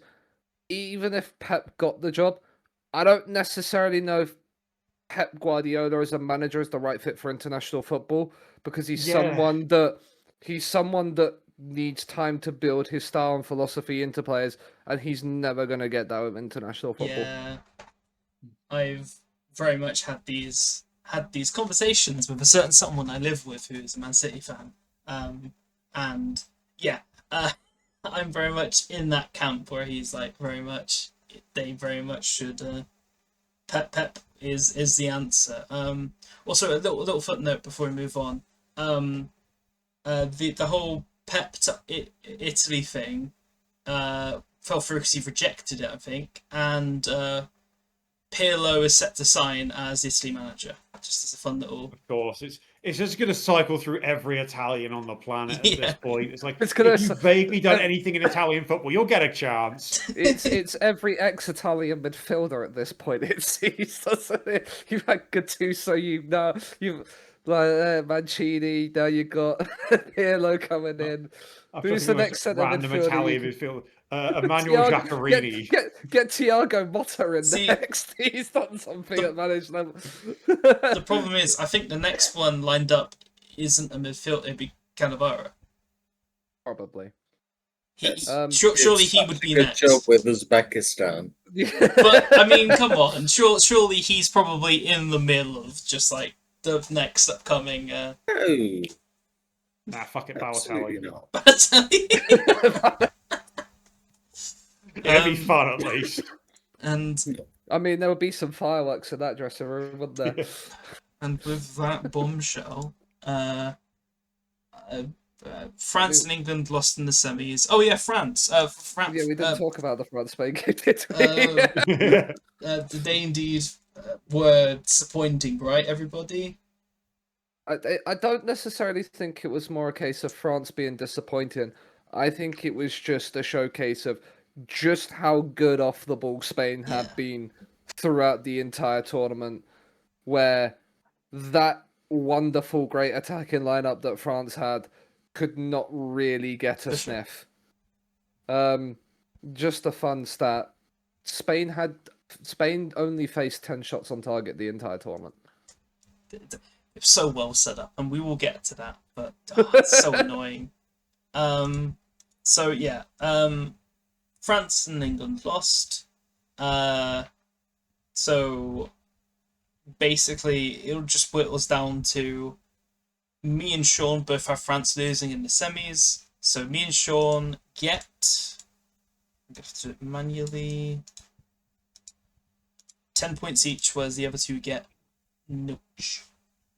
So before we get to the final, wow, do we want to talk about the wonderful third place bronze medal match? That was just such a good quality of football. Not really. I mean, who watched it? First off, I watched it, but I don't want to talk about it. fair. Did we all watch it? It's almost like when England are allowed to, attack, they score some goals. Like it was it's a weird concept when you actually, put out, a proper attacking team and a couple of attacking players, and Bukayo Saka. It's a shame, he randomly only showed up for that one game. Like, he just wasn't in the country, I guess, for the rest of the tournament. It was such a weird game of like, where the hell has this England been? I agree. It was more of a case of, I think, for both teams, the shackles were off. We're just gonna go for we're just gonna throw as many players forward as we can and forget about what defending is, rather than anything else. And both actually showed. I think both teams' attacking options were allowed to be able to do what they can do best, rather than anything else. Which is why there was 10 goals in the game. For sure. It was great for the neutral. Yeah, it was like one of at least I can't remember exactly where. It was one of the top 10 most scoring games of the World Cup. It also helped stat pad someone's goal scoring record. But we'll get on to the final, and I assume you watched the final, Z. Yeah, unfortunately. Do you want to talk about it? Terrible game of football. I mean, it was. It really was. It was. It was abject.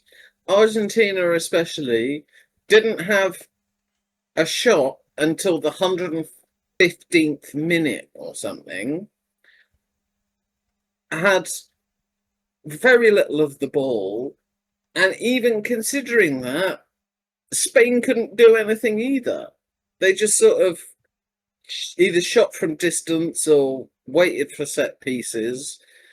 Like, I think the goal was the only bit of skill in the entire game. Like, on one hand, you go, oh, that's decent. Glad that at least won the tournament. But if that was supposed to be, the two best teams in the world playing in the signature event, what a pile of shit it was. There was a moment of great skill when Enzo Fernandez managed to make another person do a flip. That was clearly great skill. And I will be thanking him later. That was great to think. So that was like a very much like pro clubs come to life moment of someone does a stupid challenge, makes someone do a front flip, and is still screaming, "Wasn't even a foul, ref! What are you on about?" To be fair, after the last two World Cup finals that we've had, we were probably due a bit of a stinker Yeah. one. Like France 4, Croatia 2, and then the what is arguably what a lot of people are calling arguably one of the greatest games of football with the final in Qatar between France and Argentina.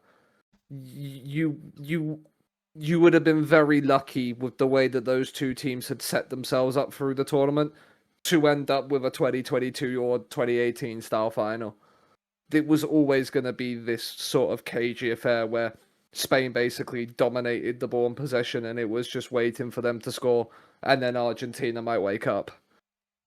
Yeah. I'm pretty sure if you analyse the highlights, Tunisia probably came closer to scoring than Argentina did. Yeah, I mean, honestly, not wrong. It very much reminded me, maybe less the standard, but it very much reminded me of the last time Spain won a World Cup. Because that final was not very good. That final sucked. It wasn't I great, look up but the it was stats on it that. was It wasn't that considerably bad. better. But it was a The dull Netherlands final. tried to score at least a little bit. Like the Netherlands had some shots. Like Yeah, but just the overall quality of match and the fact that it was a late extra time goal. Yeah, it From was. a Barcelona player. It was. Obviously a much better footballer than Ferran Torres, which is annoying. Is I don't rate the guy, and now he has a big moment like that, and it was a really good goal, and he's not shown that the rest of his career, and it's just ugh. yeah, there's worse. Adair scored the winning goal in the Euro True. final. So True. I mean, that was Sure did. I absolutely loved I loved that Adair goal. I was in a hotel full of French and German fans all wanting France to win, and there's me in the corner going mental when Adair scored. Back in Portugal to win it from the start. Great. That was God, that game. But yeah. So our final predictions were indeed we all had Argentina to lose in the final, so we all get 15 points from that. And then Michael said France, who lost in semis. Z said the Netherlands, who lost in a round of 32. And then me and Sean said that Spain would beat Argentina in the World Cup final. And if you were living under a rock, Spain beat Argentina in a World Cup final. So that is indeed, just quickly,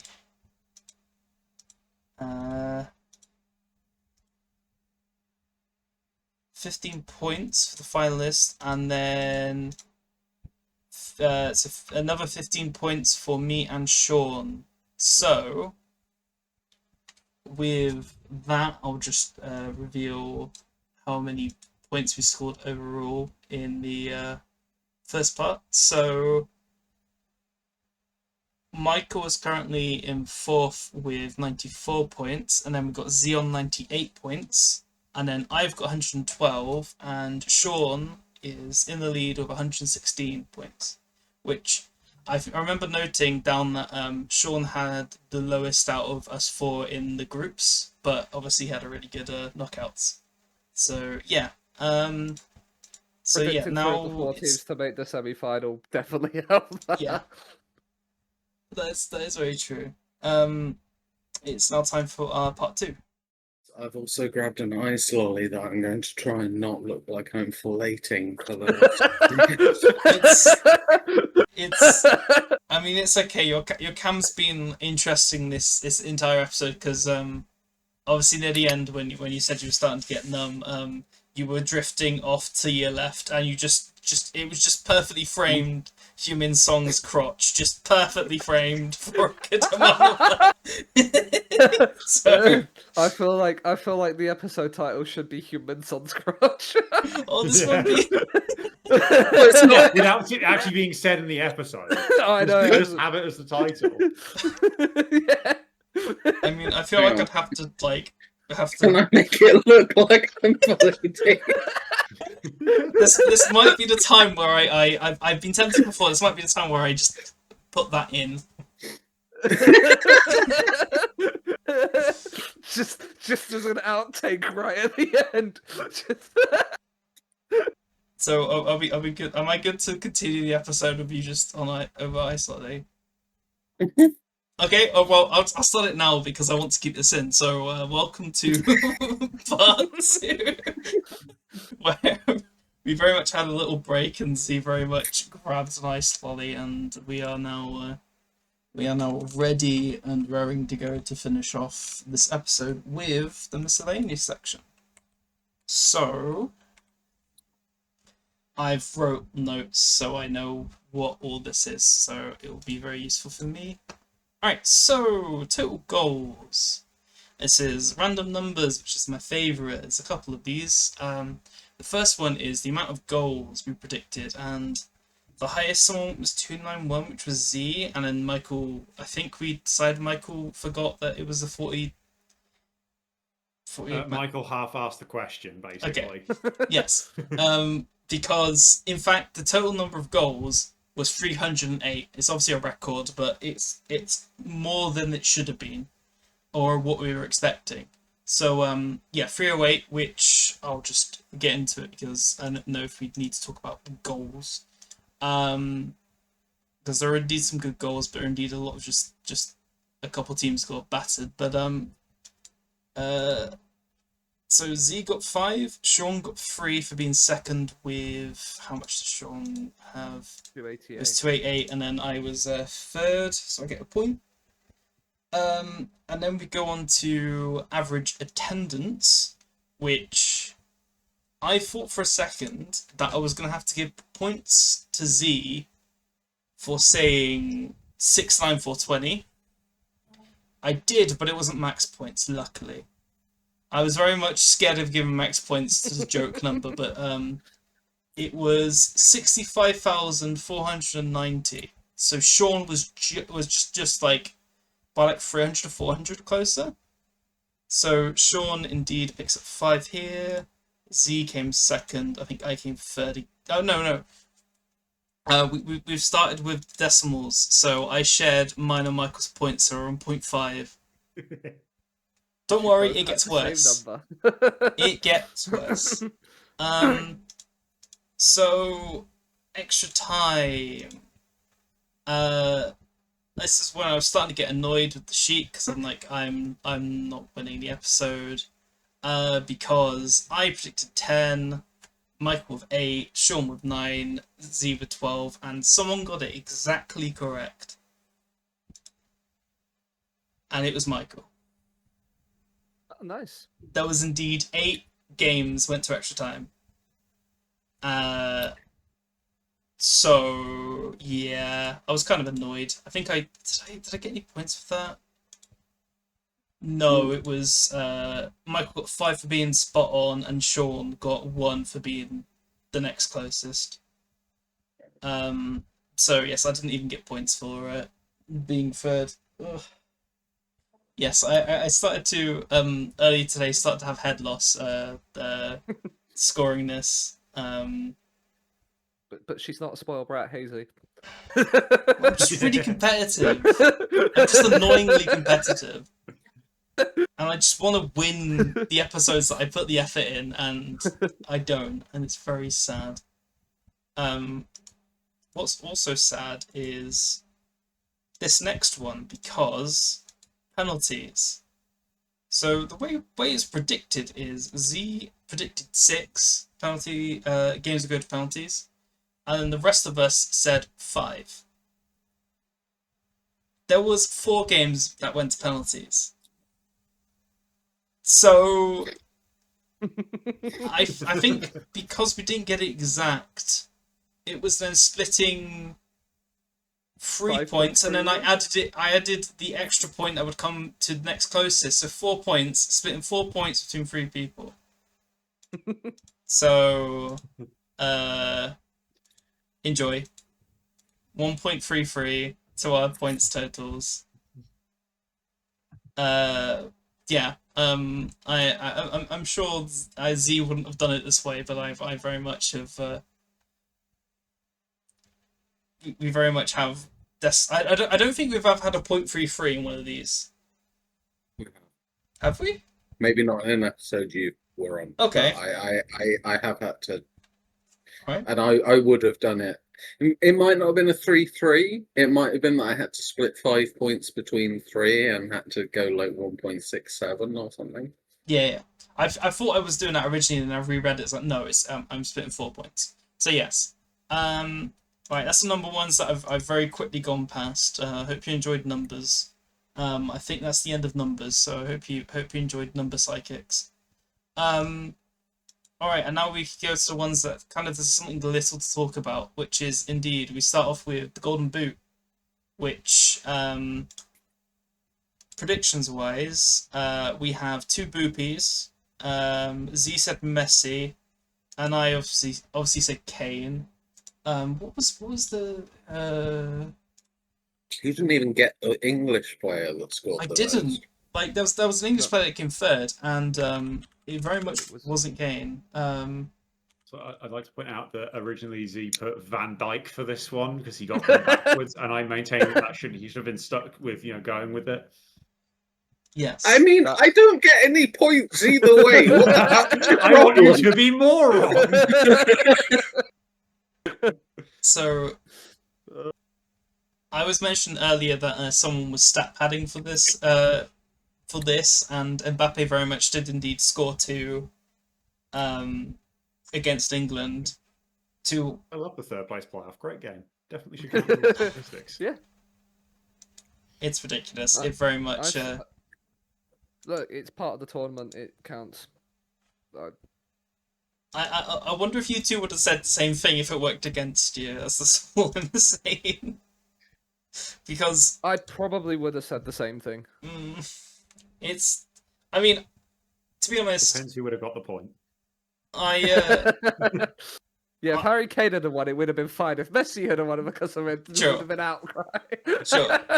I'd have demanded we put Van Dijk back as the answer. Yeah, I was I very much didn't care about the third place Perth game, and then we'll get to the player later, but a certain player came on the pitch for England, and I was like suddenly interested in him getting a goal, which unfortunately didn't happen. But yes, I suddenly cared about that game for like a split second. But yes, Mbappe did indeed score 10 goals in the World Cup. So Mbappe indeed gets them. How many places does he get them? 10. I think. Has he got brain freeze? Is he showing off human son's crotch? No, not currently. He's censoring Son's crotch. Oh, there we go. Son's crotch is now in. There we go. That's now the title.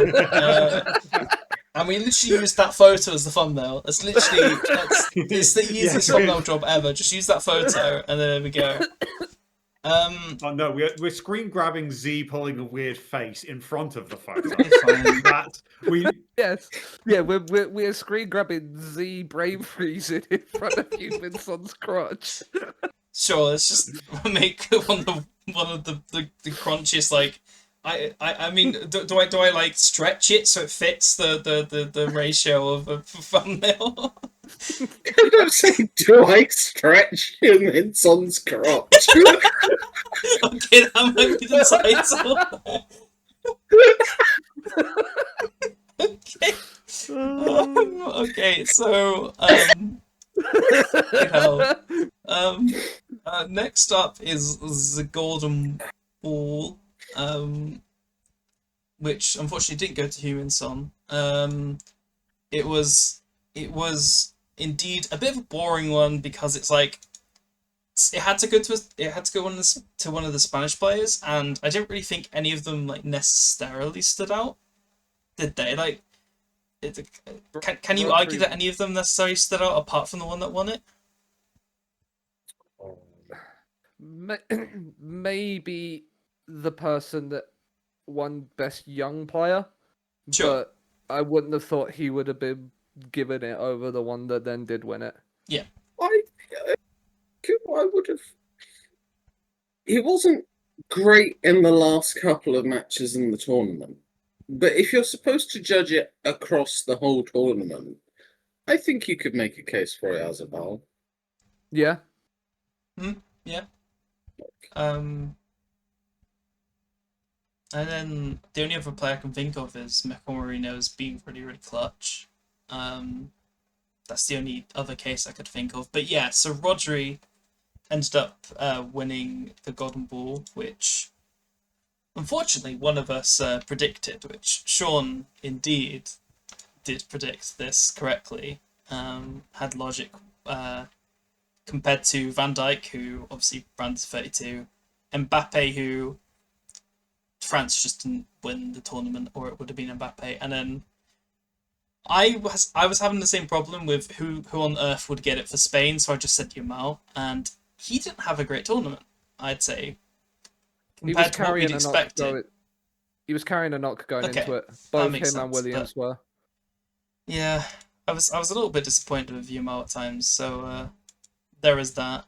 So just quickly show 10 points to Sean. Unfortunately, Sean didn't predict that. I don't think anyone would have predicted that Pau Kabasi would become the best young player, because we all said Yamal. But we've talked about it. He had a really good tournament. 19, right? Yeah, he would have been somebody I thought about had I known necessarily Yamal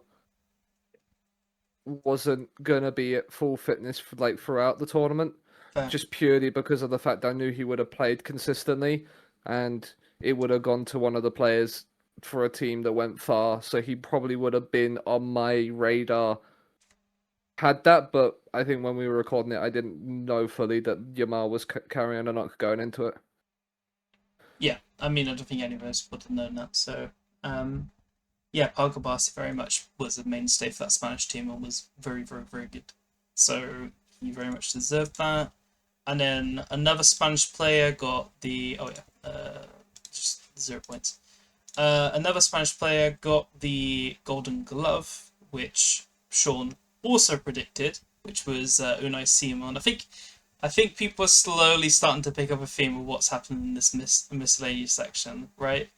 Because Sean indeed picked up another 10 points for. I mean, outside of like Spain players, who else would have been the options here? There's not really, like, all of the big goalkeepers kind of had pretty mid tournaments. But it goes to the goalkeeper that had the most clean sheets. Is it statistically clean sheets? Yeah. Yeah. That's normally how Golden Gloves awards work. It's Okay. goalkeepers that Well, there keep we the go. most clean sheets. There is a reason that I find quite hilarious that they had to give the Golden Glove to Unai Simon, but in the team of the tournament, Bazinha was the keeper. Yeah. I mean, it was always going to be Vecina because of the storyline behind Vecina. I think Unai Simon would have had to have saved a Messi penalty in the final for him to be considered in the team of the tournament ahead of Vecina. Yeah. No. Because, as I mentioned earlier, Spain only faced 10 shots on target the entire tournament. He won the Golden Glove because he basically stood between the goalposts for the majority of the tournament. Like, it wasn't necessarily. Which is more than can be said about my nan. Yeah. He spent most of the time running out from between the goalposts.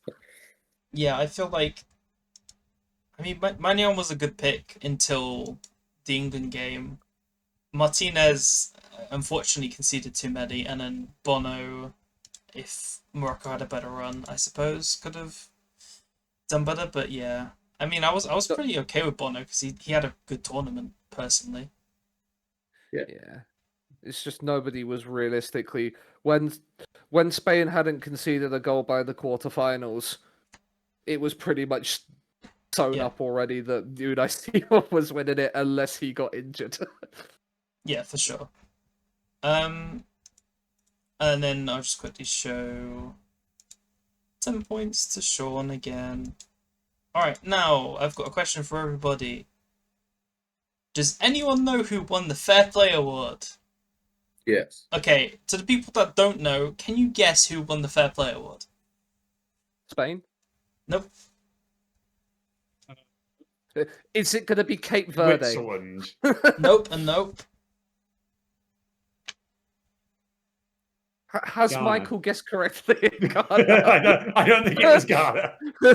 So, The answer is definitely not South Africa, I can tell you that one. so Don't know what you're talking about, mate. We definitely didn't go down to 9 then in the opening game.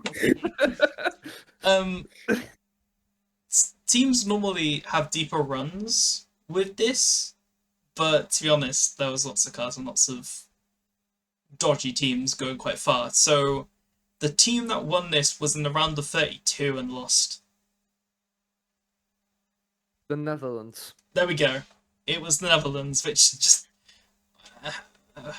how did we not guess that? I mean, it's so Can I obvious. just say though, on this one, I said on the initial episode that I was picking the US because if anybody tried to give them a red card, Oh, Trump would try and deport them, and therefore no one else would try it.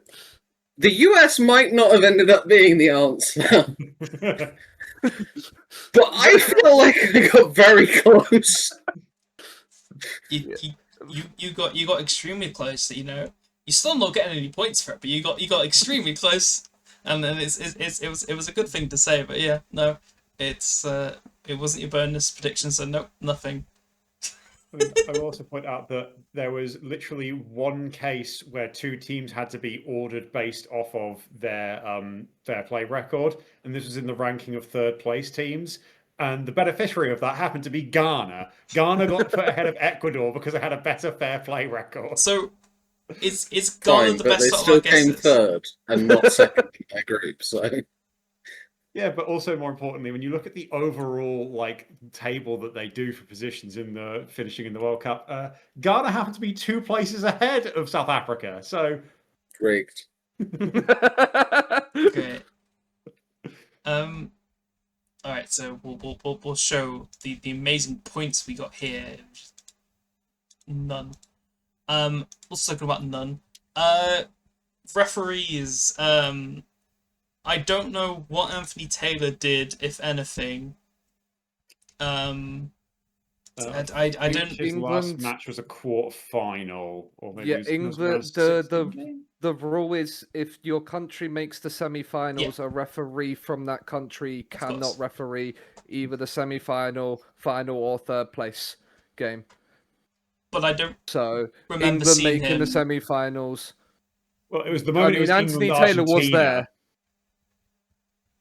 What? Because like English referees also can't do Argentina games. Yeah, so they can't. Yeah. Yeah, so Taylor's last game was the round of 16 game between Portugal and Spain. Yeah. And funny enough, that will be his last game ever Yes, it because will. he has course. now retired. Of course he has. He And has. the world has lost an incredible referee. And Sean is so gutted to see him go. I saw the news and instantly went and sent a message to my family group chat and went, "Thank fuck he's gone." Yeah. He will not be missed. I'm also just trying to quickly find Valenzuela's. I know what his last game was, Okay. and okay. I'm annoyed. I know what it It was. was fucking third place playoff. Oh, was it? It was so close on USA and so close on Valenzuela. Oh, Um, that would have been a great shout from Newsy. and then I am the referee whisperer. God. I'm pretty sure then Michael Oliver got injured very early on in the World Cup. I remember seeing something about it. Final. He did a quarter final. Okay, so he got Yeah. fit again. Okay, good. Yeah, he did the Spain-Belgium quarter final. Yeah. Yeah, I was, Basically, English referees are responsible for Spain getting through 2 of the knockout rounds. Yeah, and then I think my shout out on referees though has to go. So the man who happened to do Spain's semi-final was also the man who was in charge for, was it Paraguay Turkey? Was the second group Yes. game for Paraguay? Yeah, Was that Paraguay the- Turkey when Miguel Almiron got Yep. sent off. for Was it, covering after his you, mouth. Paraguay number 10, cover his mouth. Decision is a red card. That was maybe my favourite refereeing moment of the entire tournament. Either that or the one in the first game where the referee's English wasn't brilliant and the South Africa players just looking at him like, Yeah. he just can't understand him. He's trying to explain why he's about to send someone off. Yeah, that was indeed quite funny. But yeah, so none of us predicted Slavko Vincic, so we very much didn't get any points for that. So just quickly go. I mean, we could have got Anthony Taylor in the final, and England decided to lose before the semi-final. Could have. All right, and now we'll get on to the last bit of the episode, the bonus predictions. We'll go over mine first, and then I'll pass to someone else. So mine was Elliot Anderson will score a goal. He had a good tournament. Unfortunately, he didn't score a goal because he's not a goal scorer, is he? He was very much just kind of box to box, kind of. 100 odd million and you can't score a goal. 116 million. He Oh, was for about a week the British transfer record. Yeah. It was. Then Chelsea like, no, that's our thing. Yeah. We do the spending, not we did spending, it first. spending stupid money, that's our Yeah. We overspend on English players whose records will declare, whose history will see them go down as bang average. It's not bang average. Okay, I'm gonna sulk, and who should I pass it to? I mean, I'm saving one person till last, so well, actually saving someone else last. So okay, Sean, gloat about your bullshit prediction. What was bullshit about predicting a red card in the final? I mean, it was the one time I could actually thank Enzo Fernandez for doing something and not looking like I hate England. Mm, I mean, yeah. I mean, if it was gonna be anybody being sent off in the final, it was always gonna be an Argentinian. yeah, Enzo Fernandez probably wouldn't have been the first name on my list. That would have probably been reserved for one of the two centre halves that they played. Conveniently, given the fact that one of their nicknames is the Butcher. But yeah, I mean, if Enzo Fernandez wants to send Pau Kabasi somersaulted every time I make predictions on this channel, because that's the first time I've got a bonus. Oh great, it's on this episode as well. Wonderful. And then okay, is everybody looking forward to the kind of almost every single episode I have Michael on? It's the Norwich Hour. Go ahead, Michael. I have been so good this whole time to not talk about the Norwich players because I knew I said I will do my little Norwich at the World Cup review at the end. I will try and keep it as short and sweet as possible, don't worry. So going through group by group, first one would then be Ali Ahmed for Canada. He wasn't fully fit going into the first game, came off the bench, looked like one of Canada's better players, actually put some, who's putting some effort into the team. Then slowly as the tournament went on, you could tell he wasn't really that fit, and then they started playing him a bit less. And then randomly didn't play the round of 32 game, then started the round of 16 game, which I was not expecting to happen. Probably had a couple of chances to score, didn't take them. Yeah, that one was probably the one I felt like I had a bit more hope for, given Canada were on top of a few games. They were keeping the ball quite a bit. But yeah, it felt like they were using Ali Ahmed more to create chances than score them. Then Scotland. Kenny McLean did all right, but it's Kenny McLean. He's not there to score goals. Like, he doesn't do that very often at all. So, yeah, I was never really banking on Kenny McLean getting a goal. But honestly, Scotland probably looked their best when he was, especially in that like Brazil game, he was one of the better players on the team. I will stand by. I think in many ways Scotland look better with Kenny in the team, especially when they can get Kenny and Lewis Ferguson together. I think gives them a bit more balance. But yeah, like I said, I was not banking on Kenny scoring a goal, but he did his job. He did all right. He's not the world beater that Scotland need. The dude's like 34 at this point, but the way he's playing, he'll go to the next World Cup if Scotland qualify. So then we get into Group D, and the one that's probably more disappointing with Australia and Motore, because I'm not going to put this on Motore. I'm putting this on, what's his face, Tony Popovich, the manager.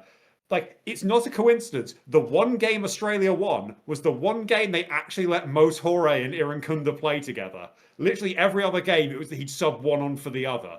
The only game they actually allowed them to play together was the opening game against Turkey, and they won. The second game, he played the first up against the US. He was like the only player on the team who looked like he was actually trying to score a goal. Sub him off at halftime for Irankunda because they can't play him together for some reason. Third game, he then just doesn't play him against Paraguay. And then in the round of 32, he sends him on with about 10 minutes to go against Egypt. And then after that, they basically create nothing for him. So it's not like he really missed any chances. He just didn't get any because Tony Popovich is an absolute coward. So, yeah, Australia have a much better team than he made it look like. They've got a lot of very good young players. 4 years' time, I think that Australia team could be a bit scary because they've got a lot of it's not just good young players, they're good young and a lot of pace in that team as well between like Toure, Irankunda, there's Boss who they've got a wing back. Like that team could be scary. 4 years' time, I think they will be even better than they are now. But yeah, I am a little bit gutted that Toure didn't score, not because he missed chance or anything. It's just they didn't give him the opportunities, really. Then the next one, Tunisia, with Anis Ben Slimani, who played in 3 different positions in their 3 games. He started the first one up front, which was insane. Then he was back in his normal centre mid position in the second game. And then on the third game, they put him on the right. Like, yeah, there's nothing he can do about that. I will admit, I watched none of the games because all of Tunisia's games were on at stupid o'clock in the morning. But like, yeah, I can't say that Anis Ben Slimani was really the problem when it was Tunisia. The whole team was the problem. So he's not a miracle worker. I think it was the miracle he pulled off was getting himself in the squad to begin with, given at the start of last season, he was being frozen out of the first team and they were refusing to play him. And, you know, by the end of the season, he's getting himself to the World Cup. That was his miracle. He can't do any more. Like, he can't pull out a second miracle that quickly. And then finally, with the fifth man for Panama, mentioned him briefly earlier, Jose Cordoba, who was Panama's best player, comfortably Panama's best player, was genuinely really good. Like the best, like the pick of the Norwich players at the World Cup for me was Jose Cordoba. Like he's in a Panama team. There's only so much he can do. But like I said, they were competent defensively. He actually looked like the player out of, especially when they played England, the one Panama player that was actually trying to progress the ball forward, which when you're a centre-back is saying something. And genuinely, I think my Norwich-related moment of the tournament was that time when Jose Cordoba just came in and fucking bitched Jude Bellingham off the ball. That was brilliant. I love that part because he's so clearly way better than Jude Bellingham. And I'm ending my Norwich review on Jose Cordoba is better than Jude Bellingham. See? I mean, one ended up in the team of the tournament and one ends up in a team that will be relegated once Philip Lamont gets poached by a better team. Fair. The one player I was scared, I was generally scared that would score, was Motore. Yeah, it was just Australia seemed terrified of actually letting their good players play together. Like I said, it was literally that first game was the only one they played, Irankunda and Toure. And it's not like it's a thing of, oh, they don't get along. They're best mates. Those two are literally best mates. Like, let them play together and they will do really well. So, yeah, it was just like, yeah, that was the one that was frustrating. I think Ali Ahmed was probably the closest to getting an actual goal. He actually got a couple of decent chances. Kenny was never scoring. Slimani, like Tunisia were just useless. Cordoba was never scoring. Toure is the only one I'm going, yeah, I think I think there was a realistic chance that he could have scored had he actually been given the opportunity to. Yeah, that's fair. And then we'll end the predictions with Z very much. I didn't like this at the time, and I mean, as the episode went on, I was like, it doesn't really matter. So, are you happy that you got your prediction right? Are you happy with yourself? Yes. I'm happy at anything that demonstrates that Michael is completely wrong. Hey, I will stand by this. If I'm going to lose, I'll happily lose with Norwich. Like that's a very familiar feeling to me. So, like, I'm very happy just sticking to normality resumed. Michael losing with Norwich is just a general Saturday afternoon. Yeah. Bossman's holiday. Alright. So I'll just show the bonus points. Sean got 21 points, Z got 14, I got -5, and Michael got -10. Are you in suspense? Who's won this episode, everybody? Let's just to show you the wonderful miscellaneous section points where I got -2.17.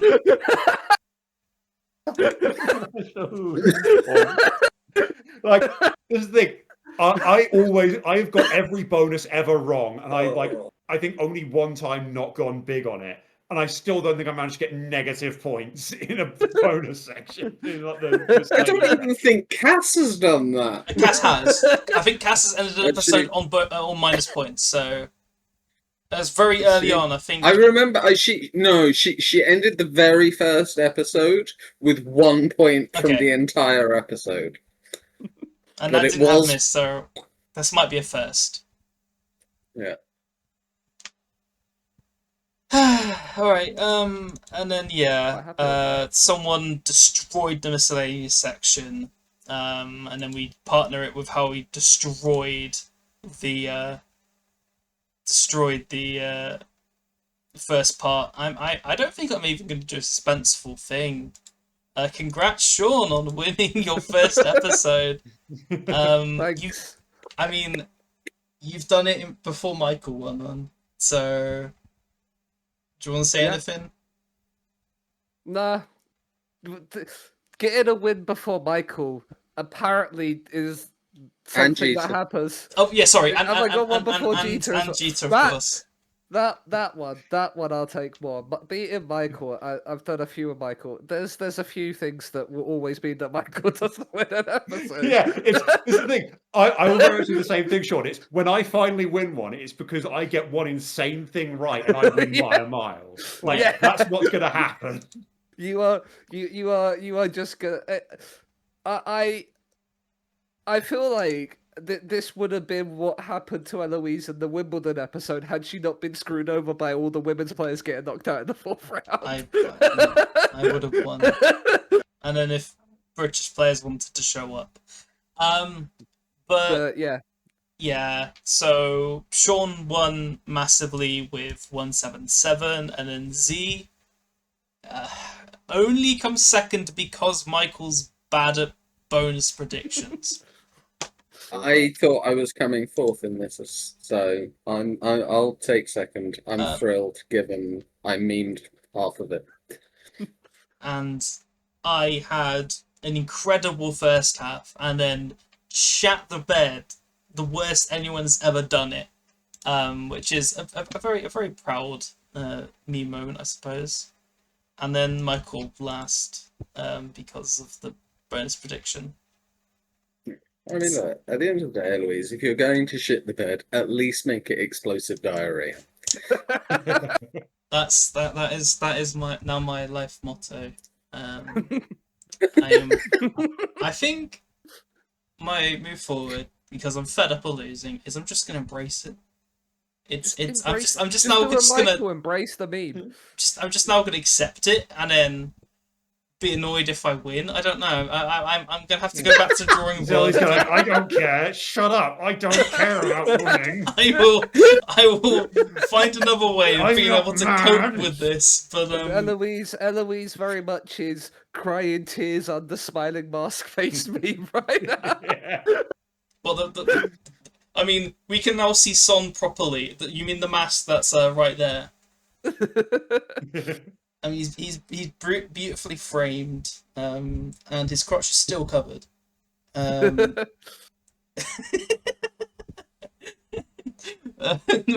that, this has been a mammoth episode. But what do you expect from a World Cup review? We very much have yapped a lot about the World Cup, and it has been fun. Thank you three for being here and enduring this. I've appreciated having you here and just the yap about the World Cup. And yeah, think I'll end it here then. Remember, Is this a bad time to announce I'm now retiring? Just Go like out on your a win. Just go hero, out on a win. Just never do Anthony another Taylor. one again. remember, be big mystics, not big mistakes. Bye. Where the fuck is it? Oh, wrong one. There we go.